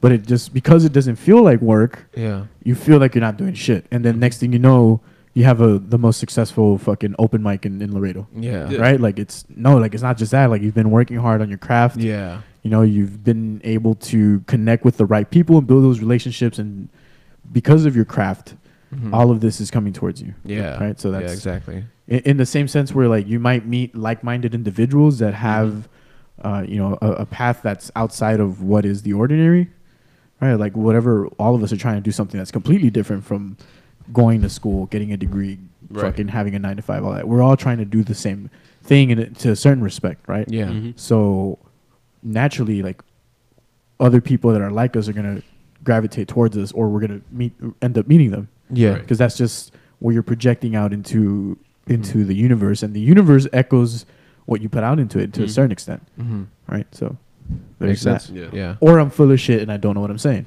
There you go. Either or. It could be either or. But because I concede both points. It depends if you're optimistic, right? Yeah. It all goes down to perspective. That's the beauty of science. It could always be proven wrong. Yeah. Exactly. Yeah. Crazy. And there you have it. But yeah, that's just my little tidbit on that. And so, sorry I had to leave. I had to take this woman out to go to the restroom. Yeah, you're she good. needed to poop. You're good. That's why she was crying. And now she's just being a little hoe. How far are we in? We're like 1.5. Okay. Yeah. What's it called? How long do these shows usually last? It depends, man. It depends. It really depends on our guests, right? Like what they can hang out for, essentially, and what the feel of the conversation is, right? Sometimes it feels like if it starts dragging on or whatever, it'd be like, oh, you know what? Like this would be a good place to let's call it. Yeah. But usually the time frame is in like what I told you, like an hour and a half to like a 45. Nice. That's usually the sweet spot. Sometimes we'll go way over. Yeah. Like I've had some that are like fucking like a freaking Lord of the Rings episode. Yeah, essentially, pretty much. Like there's those episodes exist out there, right? Like I think episode 100 we got close to the 2.5 hour mark, 2.5 to 2:45. But that's just interesting conversation with just different perspectives of people. So that's essentially it. And the weird part is trying to like navigate the whole thing, right? Because sometimes I forget I'm supposed to be the one that's driving the ship, right? So I'm just like, oh yeah, fuck, I'm driving. That's true, man. Well, you're stuck listening, right? Yeah, I get lost in it, or like I catch myself sometimes getting lost in my own mind, trying to see like, oh, I was gonna say this or what have you, and that's what takes you out of the fucking moment. Yeah, and trying to be in the moment is what it's all about. So what do you think? What do you think about Laredo, dude? Like, what do you think about it now, and where do you think it's heading? As far as music, or just in general? Just in general. I think it's growing in a positive way. There are some negative things. Of course. There will always be that. But for the most part, I mean, I think our generation, the younger people, none of us really have like that much money or power or that kind of stuff as the previous generations. So we're a little bit more humble than the previous generations. And we know what we have. Other people, like probably before this, they didn't want to go downtown because they thought it was dangerous or boring or whatever. Yeah. But us, we're like, hey, we've got all this great stuff. Let's make something happen out of it. And that's the mentality that most of us have now. In a way, I feel like it's like a clubhouse, dude. Like, yeah. You know how I don't know, when I was a kid, I would go to my woods in the back, and there we would get like tires, dude. Just fucking make like, this is my room.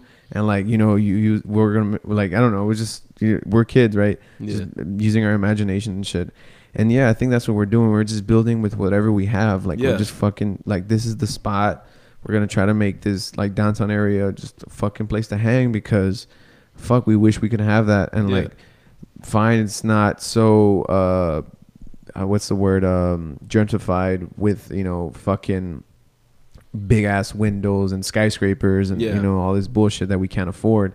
But fuck, dude, it's at least there'll be a spot that we can fucking people can just fucking hang, chill the fuck out, and we can talk, have conversations, and drink, you know, just be out and not be in that fucking like a lot of like be in the moment type shit. Exactly. Like a lot of just being able to experience life, you know, as a community coming together, where it's not like about having a carne asada at your house and doing that every weekend because that's the only thing to do, because you can only trust. Although that's always fun too. Yeah, I mean, of course. Well, it's part of the ritual, man. What I mean is like that was the only thing to do, and because like you were just like, but there's nothing to do, so we'll you know, we'll just do this, and this is our thing. Yeah, this is a thing, and that's it. But instead, you can go meet strangers now. Like, I mean, like-minded strangers. Yeah, people into the arts and want to just fucking expand on that. You know, I mean, that's what I think is happening, for sure. To borrow on, so I produced another podcast called Good Sepro, right? And I was recently, the new episode just dropped earlier today, and it featured a psychotherapist from here. Very, very interesting dude. And one of the things that was impactful for me throughout that whole podcast that I, you know, thankfully got to sit in and obviously be there for, was his question on, like, I guess I'll just ask him what he asked me and Aaron, but is the past real? Just as a question, what do you think? Physically, yes, because I mean, I believe that space and time are a fabric, and where we are right now, like, we're in a certain place in space. We're not gonna that space still exists. It's just that the Earth is not on that space anymore. Just like in the future, like the Earth is not in the future yet. You get me? Does the future exist? Yes, like the area is, cause like the area that'll set stage for future events exists. Yeah, cause like honestly, in the future, like let's say 10 years from now, the Earth is not going to be in the same position in the universe as it is right now. True. Yeah. So like where we are going to be in the future, like the Earth is right here. Our future is over here. We just haven't gotten to this area yet, but it still exists. Correct. But we're just not there yet. And in terms of like an actual physical objective thing that is outside of human perception, right? Like there is a point where you can say XYZ is the future, XYZ was the past. Like, for example, but in your own experience, is your future real, or is your past real? Are either of those real? Like my own. Yes, like your own. Oh no, that's just whatever is saved in our brain. What do you think? Is the future real? Is the past real? Oh shit, dude. Well, I mean, if we can't see it, you know, if we're literally living in the moment, I mean, all we can do is just remember, and that's it. Like, it doesn't exist anymore. Like, even me just explaining it doesn't exist anymore. Yeah, because you know, like the Milky Way, it goes in a circle, right? Yeah. So like our solar system is in one area, and it takes time for it to move. Correct. So for it to get to another area in our universe, I mean in our galaxy, it takes. That's what our future would be like. Like, we're not at that level yet. But right, so like it still exists. Exactly. There's like an actual physical space in time. Right now, if you plot out a fucking course, Earth will be there at whatever point in the future. Amount of time, yeah. Correct. Right now, there's probably another solar system in our future with other planets and other things. Right. But And then when we get to that future, they're still gonna be in the future, and things are still gonna be in the past. Get me? Right, and again, that's in terms of like spatial. That has to do plot with actual points. physics of where you are in Right, space. right. As we fucking fly through the universe. Yeah. Right, correct.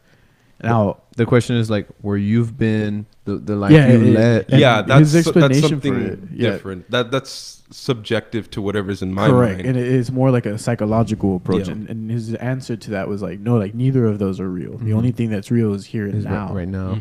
Right, It makes sense because, dude, like imagine you had a time machine. I set you back 5 years. You're a different Josh now, dude. You're gonna do everything fucking different.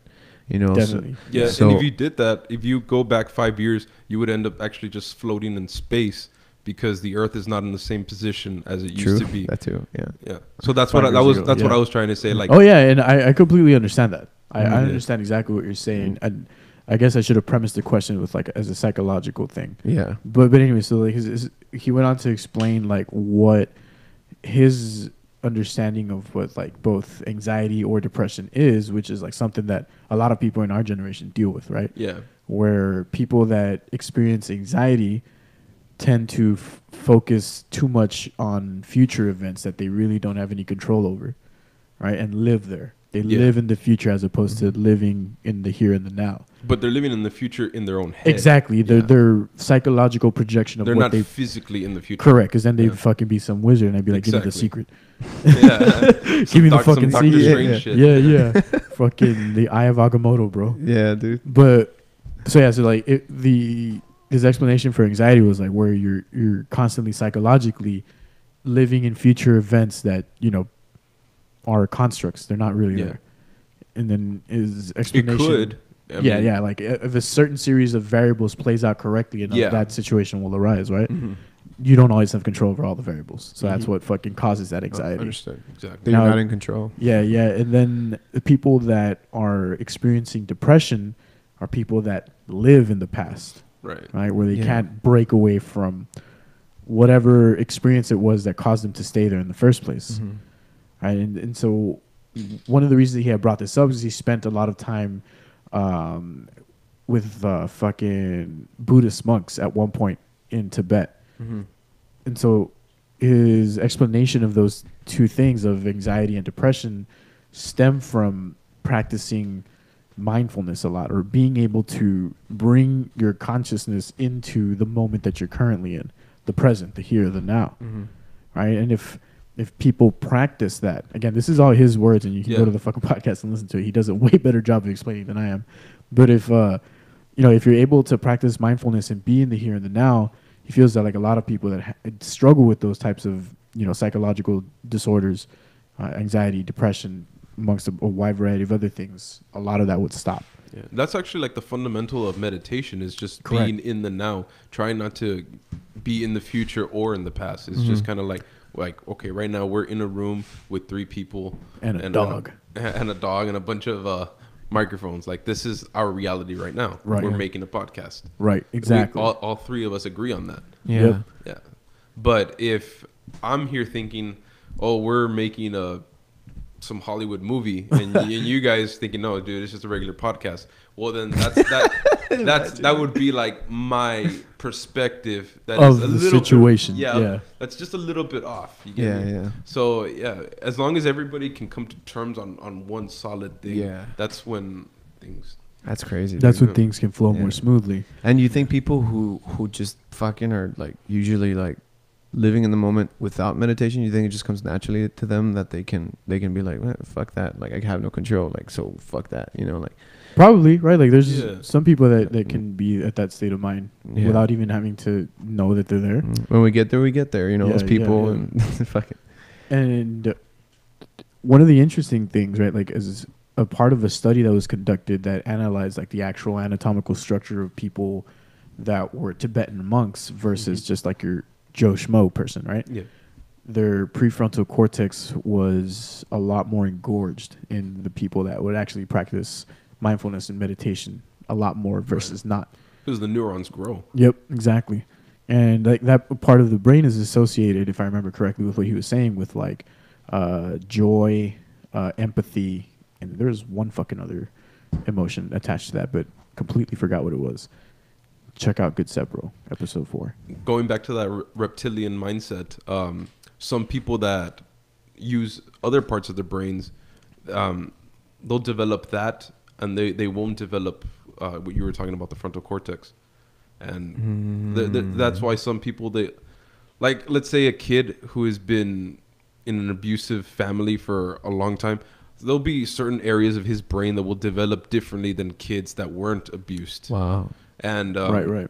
It will affect them later on in life, whether they know it or not. And it has nothing to do with like their personality. It's just the way that their brain developed. Because every day we're constantly losing neurons and building neurons. Because every day we're learning something, and then obviously like we burn calories, we burn off a lot of shit. So I mean, that's usually the way it works. You have to kind of yeah, and you know, like specific stimulations or stimuli will cause other areas of the brain to, you know, experience the activity. So the more that, let's say for example, when you abuse someone, right? Like there's fear, hatred, and all this other shit. With it's just like centered in the amygdala, if I'm not mistaken. So like if that part is constantly activated, that'll, you know, fucking ingrain those fucking paths to later reflect in life. That's crazy. And so they'll be like, oh shit, fucking anxious type person, fearful of other shit. Yeah. My girl said that she went to a meeting. Dude, your girl has a degree in psychology. Yeah. Nice, congratulations. So she said that the baby boomers are actually the ones with the highest depression, and then obviously our generations with the higher anxiety. Like we're thinking about the future, and baby boomers were just thinking about the past all the fucking time. And if you think about it, that makes perfect sense, because like what did they experience growing up? The fucking Vietnam War, the Korean War, the Gulf War. That's true. And then what are we experiencing now? All the fucking shit that we have to deal with because of all the choices that they made previously. Like, how the fuck are we gonna pay our shit? Like, that's exactly. When is it all gonna end? That's crazy, right? And so maybe we just lost touch, right, with like living in the fucking present. In the present here, I don't fucking know. I mean, I don't have the answers to any of these things. And maybe like art, dude. I feel like art is the last thing we have to live in the moment. So when you go to a concert, or you go to an exhibit, or you go to a slam, you know, or you go to a comedy night, slam, wrestling, dude.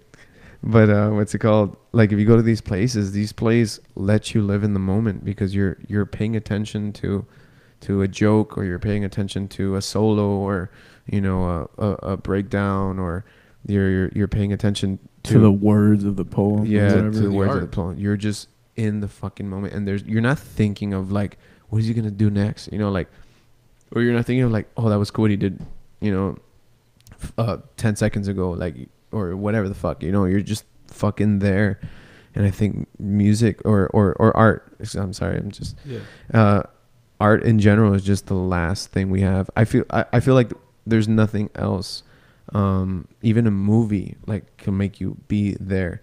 I mean, unless you lose touch and you start thinking about the fucking past, right? But when you're in a theater, it's not. I feel like it's fucking huge for a reason. Right? It's gonna demand your attention. Exactly. To it. Like the audio quality is fucking fantastic for that purpose, to capture your attention, for you to experience the movie, for sure, the film, whatever you. I think that's why vinyls are amazing, because you actually sit down and you have to be there, because you're a part of the thing. If you leave your fucking needle and walk away, your fucking thing could scratch and shit. Go just scratch the middle and be all fucked up. So you have to fucking make sure that you're like listening to the song. It's you're like an active process. Yeah, right? And you're like, okay, this is the last song, so I got to make sure that I got to flip it, you know, and whatever. So it's a whole thing, and you got to make sure you put on the needle right. You know, it's just the maintenance work, right? Yeah. That's why vinyls are amazing, because you're actually a part of the process. You have to pay attention. You have to listen to the music, and I feel like that's the movie theater to movies, vinyl, because. Yeah, like you could be watching a movie on your phone, and then fucking be like, bust. I mean, the sound. I have headphones or whatever, but like, you could easily be like, you know, look, you're in a car ride or whatever, and you're just like, whatever. But you're in a fucking movie theater, dude. Surround sound, fucking. It's just commanding your entire. It's just amazing, dude. Yeah, like your entire fucking consciousness has to be there to experience the whole thing. And you're not thinking like, oh, I wonder if, you know, like I wonder where I'm gonna go later, or You're not even thinking like. Unless you're there with a girl, then that's a different story. Oh yeah, definitely. True. How am I gonna do this? Yeah. Yeah. Dude. Real shit. But, what are we doing after? But yeah, living in the moment. Should I dude. put my arm right now or Right. Do I do like the just on my armrest, like a little reach that way? What do I do? No. Oh man. Okay. You can pay for yourself. Yeah, bitch. No Pizza Hut after this. Yeah. Get yourself a sandwich, hope. I'm so mad and shit. for fucking real, dude. Fuck, dude. Oh yeah. Now I remember what I was gonna fucking talk about. So in art, I kind of like where you were taking it with that. And to me, art, I have like a kind of view on it as to what it represents in this version of like the society that we live in right now, right? Like if you look back to ancient past civilizations, right, that there was always like a class of the people, right, whether that be like their shamans or their fucking high priests or whatever, that was like that connection to the spiritual side, right? But like on a more primal level than anything else. Yeah. And then in turn, like the people that rule, or just the public at large, would get these messages from the other side, right? Yeah. And in my mind, or at least the way I like to view art now, that's since we don't really have like a shamanistic class of our own in this time frame, this time period, that's like what the artists represent. Mm-hmm. Like they reach into the other side, whatever that may be.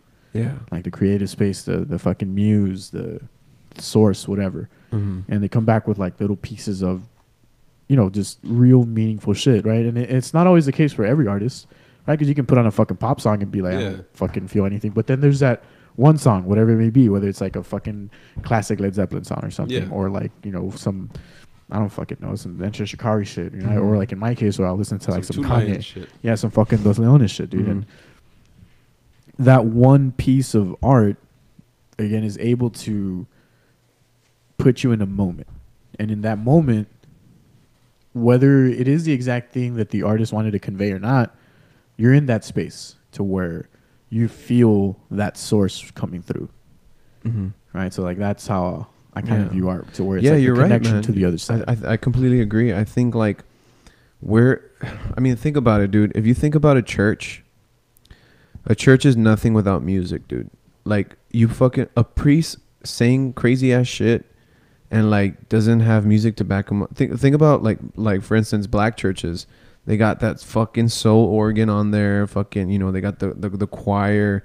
They got this, and this motherfucker saying crazy ass shit, right? Like he's like, Jesus is gonna, he's gonna get inside your head, and he's going crazy, right? But with this music, dude, how powerful he is, right? Like he just becomes like this, boom. That's why I think like people like, I don't know, dude, like. I think it goes a little bit even deeper than that, because the church can, or any entity can manipulate people through the type of music that they use. So you have somebody playing like a lot of major chords, very uplifting music. You're gonna be able to uplift a crowd. Exactly. But you start playing minor chords, you can start to guilt the crowd, make them feel bad. Right. So it just depends. I mean, I've noticed that at church. So whenever the priest is trying to make you feel bad, the people are going to start playing minor chords. Whenever they want to make you feel happy, they're going to be playing the positive stuff. Yeah, of course. And if you think about like Catholic, like a Catholic mass in general, like a lot of the hymnals and shit, they're like on that minor chord scale. To make you feel kind of more like somber. Yeah, more than exactly. anything. Like, oh man, like I'm sinning, like I have to be here. Yeah, crazy, right? Why do I take a break and go to the restroom? Yeah, dude, go for it. Thank you, man. No problem. Yeah. You know where it's at, right? Yeah. All right. Yeah, so I just feel like people like like Michael Jackson, dude, people like Prince, people fucking just so like up there, dude. Like I feel like they're the major preachers we have, like the people we get our fucking soul from. Because I mean, like, I don't know, dude. I don't know. Like I listen to these fucking guys, and you just like, they're so fucking well known. Led Zeppelin, the Beatles. Like you're just like, these motherfuckers, like they're talking to us, and their lyrics don't have to be so great. It's the music, dude. The music is really fucking getting us in. Right, it's really pulling us in, and then we learn what the fucking lyrics are. Like, what do you like? What current artists do you get, like, or can obviously like Enter Shikari, right, is one of the biggest ones for you, but They're just one of my influences. Right. Yeah, like, yeah. And what I'm saying is like they're able to, you know, convey that feeling to you, a feeling of sorts, right? Like what are the artists you listen to that kind of give you that you'll listen to because like it's something that you actually feel? It pulls me. Yeah. What's been getting me a lot, dude, is fucking Jack White. Yeah, 'cause the Rat Cantors. Yeah, dude, it's fucking cool, and I love his voice, dude. I love how it's in a way it sounds like raw. He's not trying to hit like this fucking, you know, this note or anything, you know. Oh, you're good. I don't think he took like vocal lessons or anything, and if I were to be a successful musician, I wouldn't want to be a singer that's like yeah, you know what I mean, like or this. Just use an autotuner for that. Exactly. There you go. Right there you go. I wouldn't want to be that type of musician. I want to be a musician or artist that has his own notes that he reaches usually, and like you can just figure him out who he is. Like for instance, I don't think Michael Jackson really knew notes, and they probably taught him later on throughout his life, but in the beginning he was probably like, I mean, I don't know what his dad did, like to fucking, you know, beat him. That's what he beat him. Like he beat those notes into him. Yeah. Like I don't know if he got him a teacher or, you know what I mean. I don't know what happened, but my point is that like you get your own sound. Like those artists that get their own sound, like for instance Jack White or fucking the guy from A Day to Remember, Jim Morrison, or Jim Morrison, who couldn't sing apparently. He didn't know. He would have come out openly saying, "I don't know how to sing." Yeah. And the Anthony Kiedis from Red Hot Chili Peppers, like, dude, that guy would not make it on The Voice. From Thursday. There you go. Like those, they're so like unique, and you just know who they are. You hear them, and if you hear someone else sing like that, for instance, I keep thinking that The Weeknd or I mean, you could tell that The Weeknd or Bruno Mars were very inspired by Michael Jackson. Like I'm pretty sure they have interviews. I haven't seen it. Well, I mean, The Weeknd has like a cover song of one of Michael Jackson's songs. Oh, there you go. I'm pretty sure. Like I'm pretty sure The Weeknd. Yeah. I think. I'm pretty sure Bruno Mars too, dude. Like that whole thing he was doing during the Treasure era, it looked like the Jackson 5, dude. Like, you know. But like, anyways, my point is that the people who can just sing, and you just know who they are. You fall in love with them because they're not doing this whole like the whole like, oh, I trained for this, and it's just raw music, dude. Someone who just like I love to sing, even though it's not. I love to sing. I love to sing to the moon and the Juna. No, but you seen that or not? What? The fucking little Looney Tune owl. The owl, the one that the dad wants him to sing like opera music, and like, but he like. I feel like this. If you look back on it right now, I feel like that cartoon was probably racist. You think so? 100%. All of the Looney Tunes were racist, right? Like but that especially one like the Mammy one and all of those. All of them. But that one specifically, definitely. Why? I don't know. I might be wrong, but I just feel like it has those. It's the one where it's like a dad owl, right? And like he has three eggs, right? Or the mom, I guess, has 3 eggs, and then the first one hatches, and it's like a violin player with a like black tuxedo, right? It's an owl. And then the next one's another owl. He's playing like the trumpet or something like that. And then the third owl catches. He has like a red jacket on. He's like, I want to sing it to the moon and a June and a spring. And then everyone's like, what are you doing? Like, and the dad's like, no, like, but they're not like, they don't talk the other ones. It's just him. He just sings that, right? Yeah. And like, he's like they kick him out of his house, and he's just like all sad or whatever. And so he ends up on the fucking radio station somehow, and everyone's like, damn, this is the shit. Yeah, this is the shit. This is fucking so good or whatever. And then what's it called? Like, but he knows he disappoints his dad so much. And so the dad, they hear him on the radio, and they find out who it is, and they're like, what? And they're all happy for him now. And they go to the radio station, and then like the guy's like, you got one shot, right? Like to one the opportunity. One opportunity. Some 8 Mile shit. Spaghetti. No, but what's it called? So the dad sees him from the window, right? And then the little kid singing to the moon and the Junos, and he sees the dad, and then he just like he starts singing opera, like, oh, whatever. Like, what the fuck? Yeah, and then the guy's like, what the fuck is this shit? Like, get the fuck out of here. And then the dad's like, no, whatever.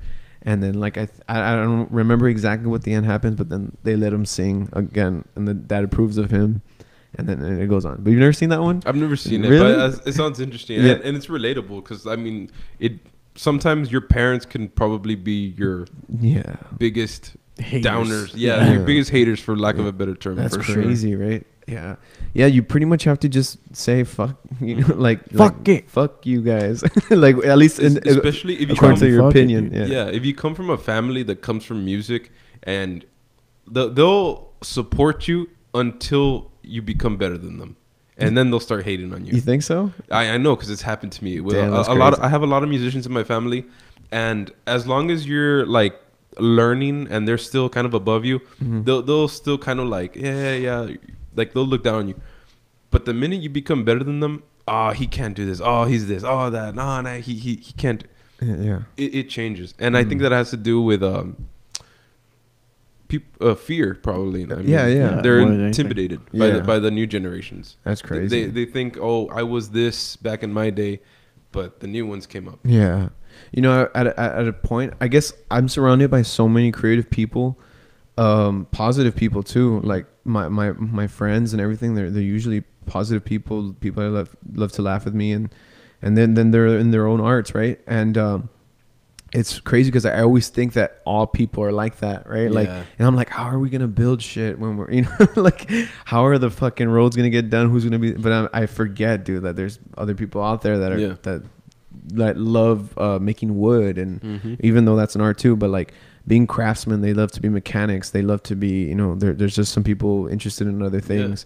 And I'm like, okay, like our generation is still okay. What the fuck am I doing? Like, but I get so caught up in like my experience in my life. I'm just like, my friends love, the arts and the music and all that. Yeah. That happens to me a lot when I go to the gym, because like the gym scene is completely different from the downtown scene. Of course. So I mean, over here you got people that are on crazy diets and they're doing all this stuff, but to them it's art. I mean, they want to look a certain way, and that's their sculpture. That's crazy. Right, yeah. And that's how you learn that, right? What's it called? Fuck, I was gonna say something, dude, that's like related to that, but I'm sorry. Yeah. It's true, dude. It's true. Make a fitness, dude.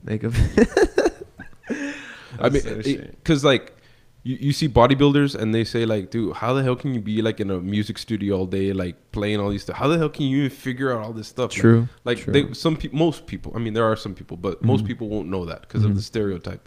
But then you go to like downtown area. I used to get like judged a lot. Be like, this guy's probably just some freaking meathead. What the hell does he know about music? That guy's buff, dude. He doesn't know shit. Exactly. No. I mean, people would say that like, this guy, he's Gold's Gym, whatever. He doesn't know anything.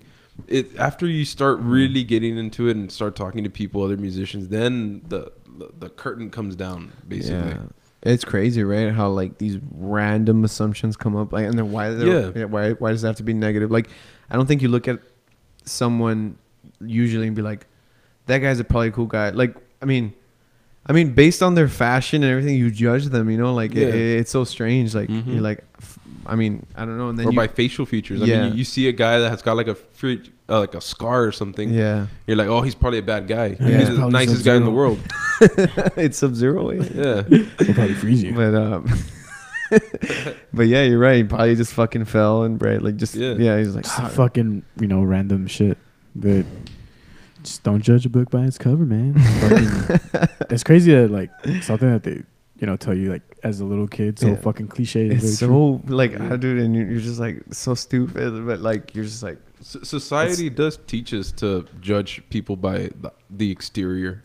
I mean, because of it's a useful tool to a certain extent. Yes, it is. I mean, it's a good survival tool, definitely. Obviously. Yeah, but it has to go deeper than that. It can't just be black and white. Yeah, it can't just be whatever's on the skin. It's got to be more than that. Yeah, for sure. More than the fucking like what Fernie told me the other time was like Fernie from whatever happened to that guy. He works at On the Rocks. Yeah, he works at On the Rocks. Oh, okay. Shit, I was thinking about a different ass Fernie. Oh no, okay. Fernie. Yeah, so he was telling me that what's it called, that he's like, that obviously Dare didn't work, and like there was nothing like what could help kids like not smoke weed at a young age, right? The truth. And I was like, yeah, why didn't they just fucking tell us that, right? Like where you're fucking like, hey dude, smoking weed is great, but if Probably just smoke it after you're 25. Yeah, You'll be good. If not, like the way you learn, you're gonna be slow. Yeah, it's gonna affect. Yeah, it's gonna affect the way you learn. You're not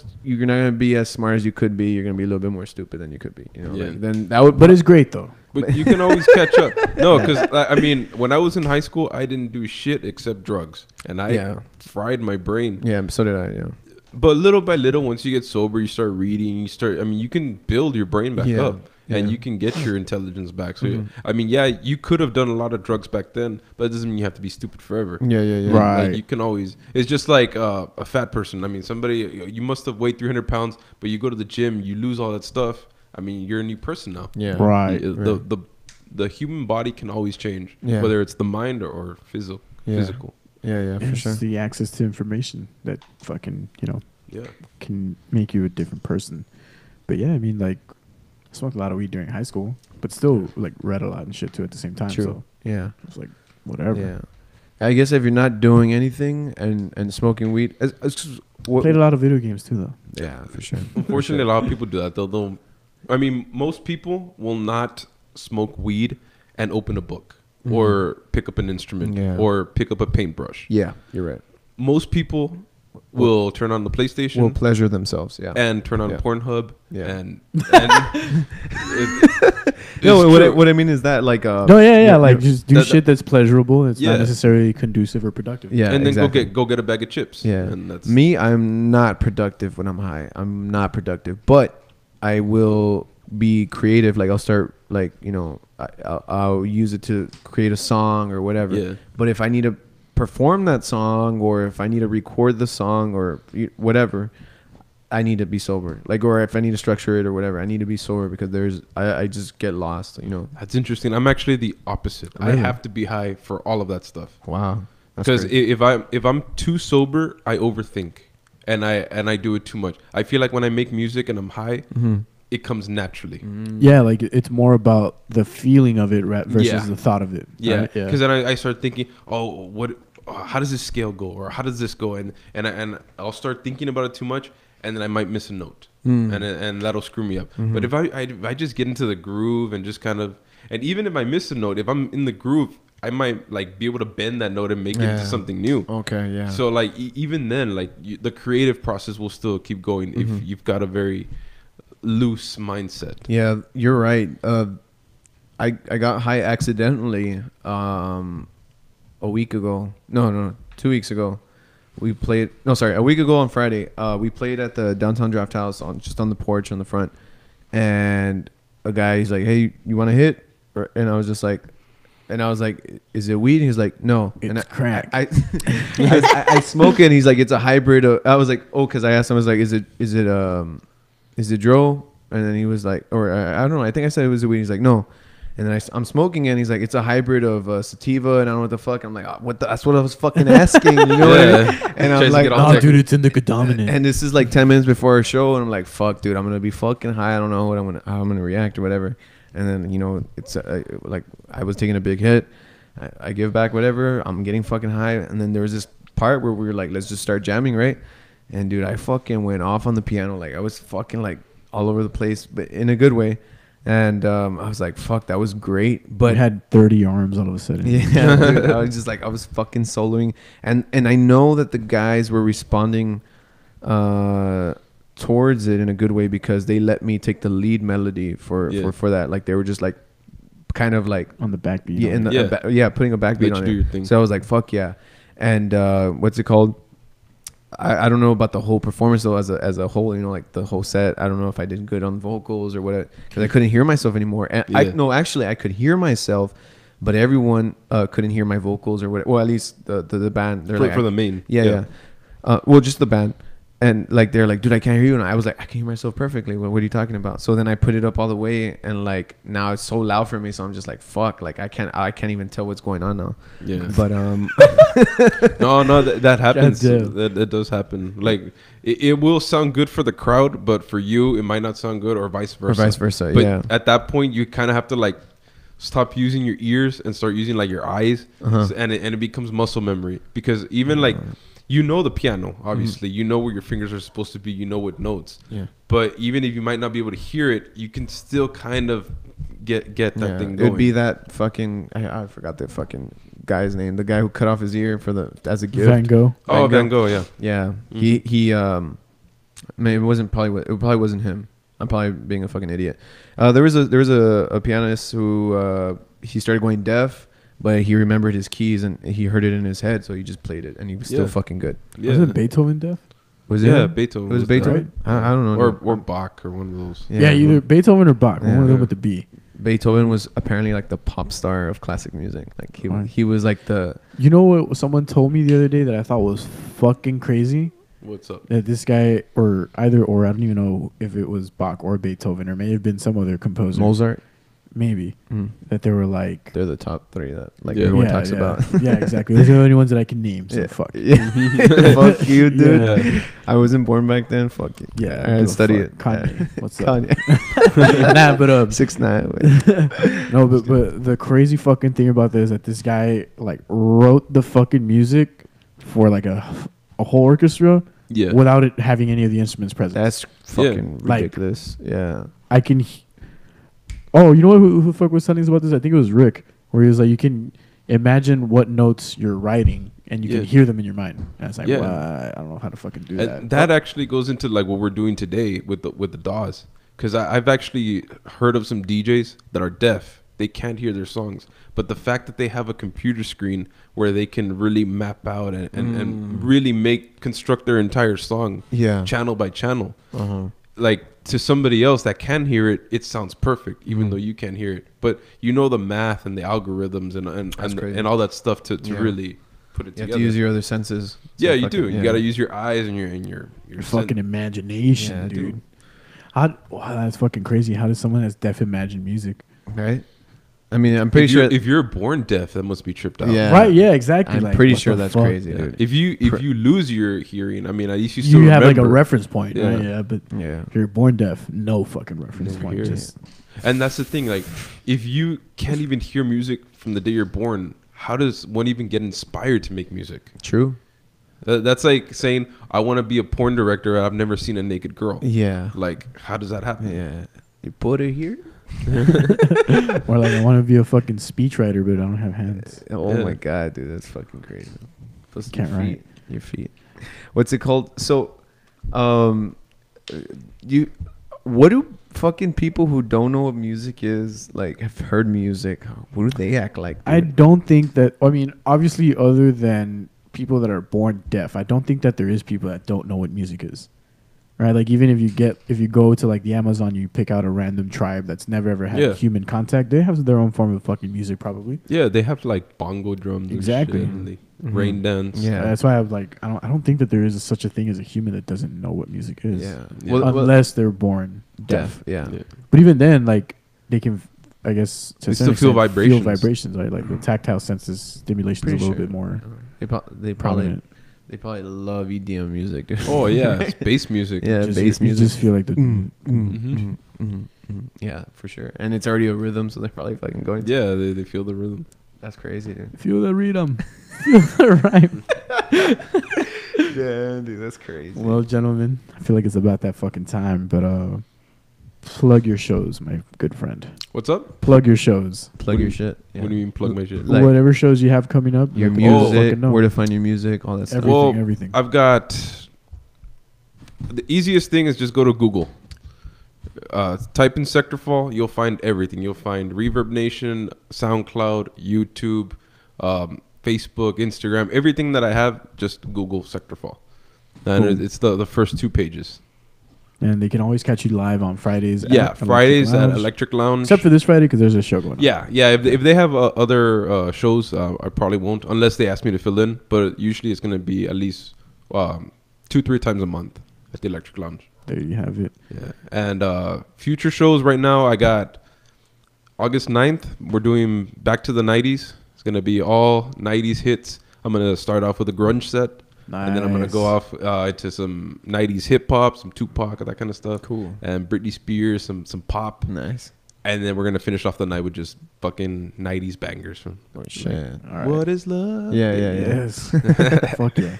All right, man. And that's on August 9th at Electric Lounge. Yes. Okay. And after that, the next one will be November 3rd, which would be for Michael Graves. Charlie Fuck It. All right. Charlie Fuck It. I like that. Also at Electric Lounge? Also at Electric Lounge. Right. And there's probably going to be flyers and shit all over social media. Yeah, we're still working on that stuff. Okay. Fuck yeah. Just Dan? I have a new music video. Yes, a new music video out. I have an interview to our band on what's going to be happening. We're going to have new merch soon. A new YouTube channel, right? We have a new YouTube channel called Dos Leones TV. Subscribe. We have... Oh, I just got off a phone call. We might be playing for a big-ass festival in Texas sometime in November. It might happen. I don't know, but the promoter does stuff for like the Rock City River, the Riverfest Rock Fest, River City Rock Festival. Yeah. Okay. And he does stuff like that, and so he's gonna they were talking to us about, like, we already sent him my links and stuff, but he's gonna see where he can put me. And then so he already fucks with your shit. Yeah. Okay. Yeah. Anyway, sorry, keep going. What's it called? And then there's we have next week we're playing Friday at the Summer Scorcher. That's Caleb's show. He's setting that up. Nice. And then that's it for that. And then we're gonna release La Revisión de Benito in within a week from today. And then we're gonna record Stone Cold Killer. Like badass. Re-record? Yeah, re-record. When you say release La Revolución de Benito, what do you mean? Like video? Oh, no. I want to, dude. I want to make a video on that. Or like you're going to release it on all streaming platforms? Yeah, but we're going to make... Well, the better version too. We re-recorded it also. Okay. Yeah. What's it called? And yeah, on all streaming platforms. And then I think that's about it. I think that's all the... Yeah. Follow them at Dos Leones Music on Instagram, right? Instagram. Or is it just Dos Leones? Yeah, Dos Leones Music. And then... Dos Leones, the new Facebook page. Yeah, new Facebook page, the band. And then there's like the profile also, Dos Leones. Yeah. That's just so we can put random shit that's like not great, photography or... Yeah. Yeah, like, we're sharing something random, whatever. We use that page. So that's all of that. Now, for Aliens on the Border, we have Fourth Dimension Fridays. This Friday, July the 12th, Cultura Beer Garden. Show starts at 8. Music's going to start around 10 p.m. Diabetic Jesus, Matt McVinney. Pull up, have some beers, have some conspiracies, have a good fucking time, and let's jam out and chill. Good Sepro. New episode's already out. More shit coming soon. A new podcast coming very, very soon. Just a little quick shout out to Kevin. What up, dude? It's going to be called On the Streets of Laredo, a true crime podcast. Nice. So keep your eyes and ears, or I think your ears open for that. I think it's an audio only podcast. There's a fucking mic drop and Laredo funny show happening tomorrow at Cultura also. I actually forgot the fucking times, but if you look it up, it's there. It's a free show for everyone, so just pull at up. 10, right? Yeah. I don't know if they're going to follow the same mic drop rules or they might start a little bit earlier or not, but the flyer's out there. If you go to fucking Facebook, whatever, Google Cultura, whatever, you'll find that. Follow at the mic drop on Instagram, mic drop 956. Follow us on Instagram, AOTB Cast, all of that good stuff. Just follow along and strap in for the fucking ride, dude. Fourth Dimension Fridays, July 12th. Now I'm going to play some of, not right now because I haven't put it on my laptop just yet, but on the audio version of this, you'll hear some of Sektorfall's music. Oh, yeah. Do you have a specific song you want us to choose? Your favorite song from either of these? Let me see. Here. From this... Choose two of them. From the Medicine album, definitely the best one is called PlayStation, so number 1. Okay. And for the Spice of Life, this song, number 2, Mr. Nice Guy, is actually the only song that I have on a record label. Oh, shit, okay. I've never actually signed an entire album to a label, but this song was released as a single on Traffic Nation Records in Mexico. Fuck yeah. So this, I guess that would be probably one of the best songs. All right. So it's just number 2, Mr. Nice Guy, and number 1, PlayStation. Cool. Okay. Dude. That's the shit. Yeah. Thanks. There you guys have it. Thank you all for tuning in once again, and keep it locked. Don't go anywhere. We'll see you next time. All right. Peace. Take care, guys. Woo.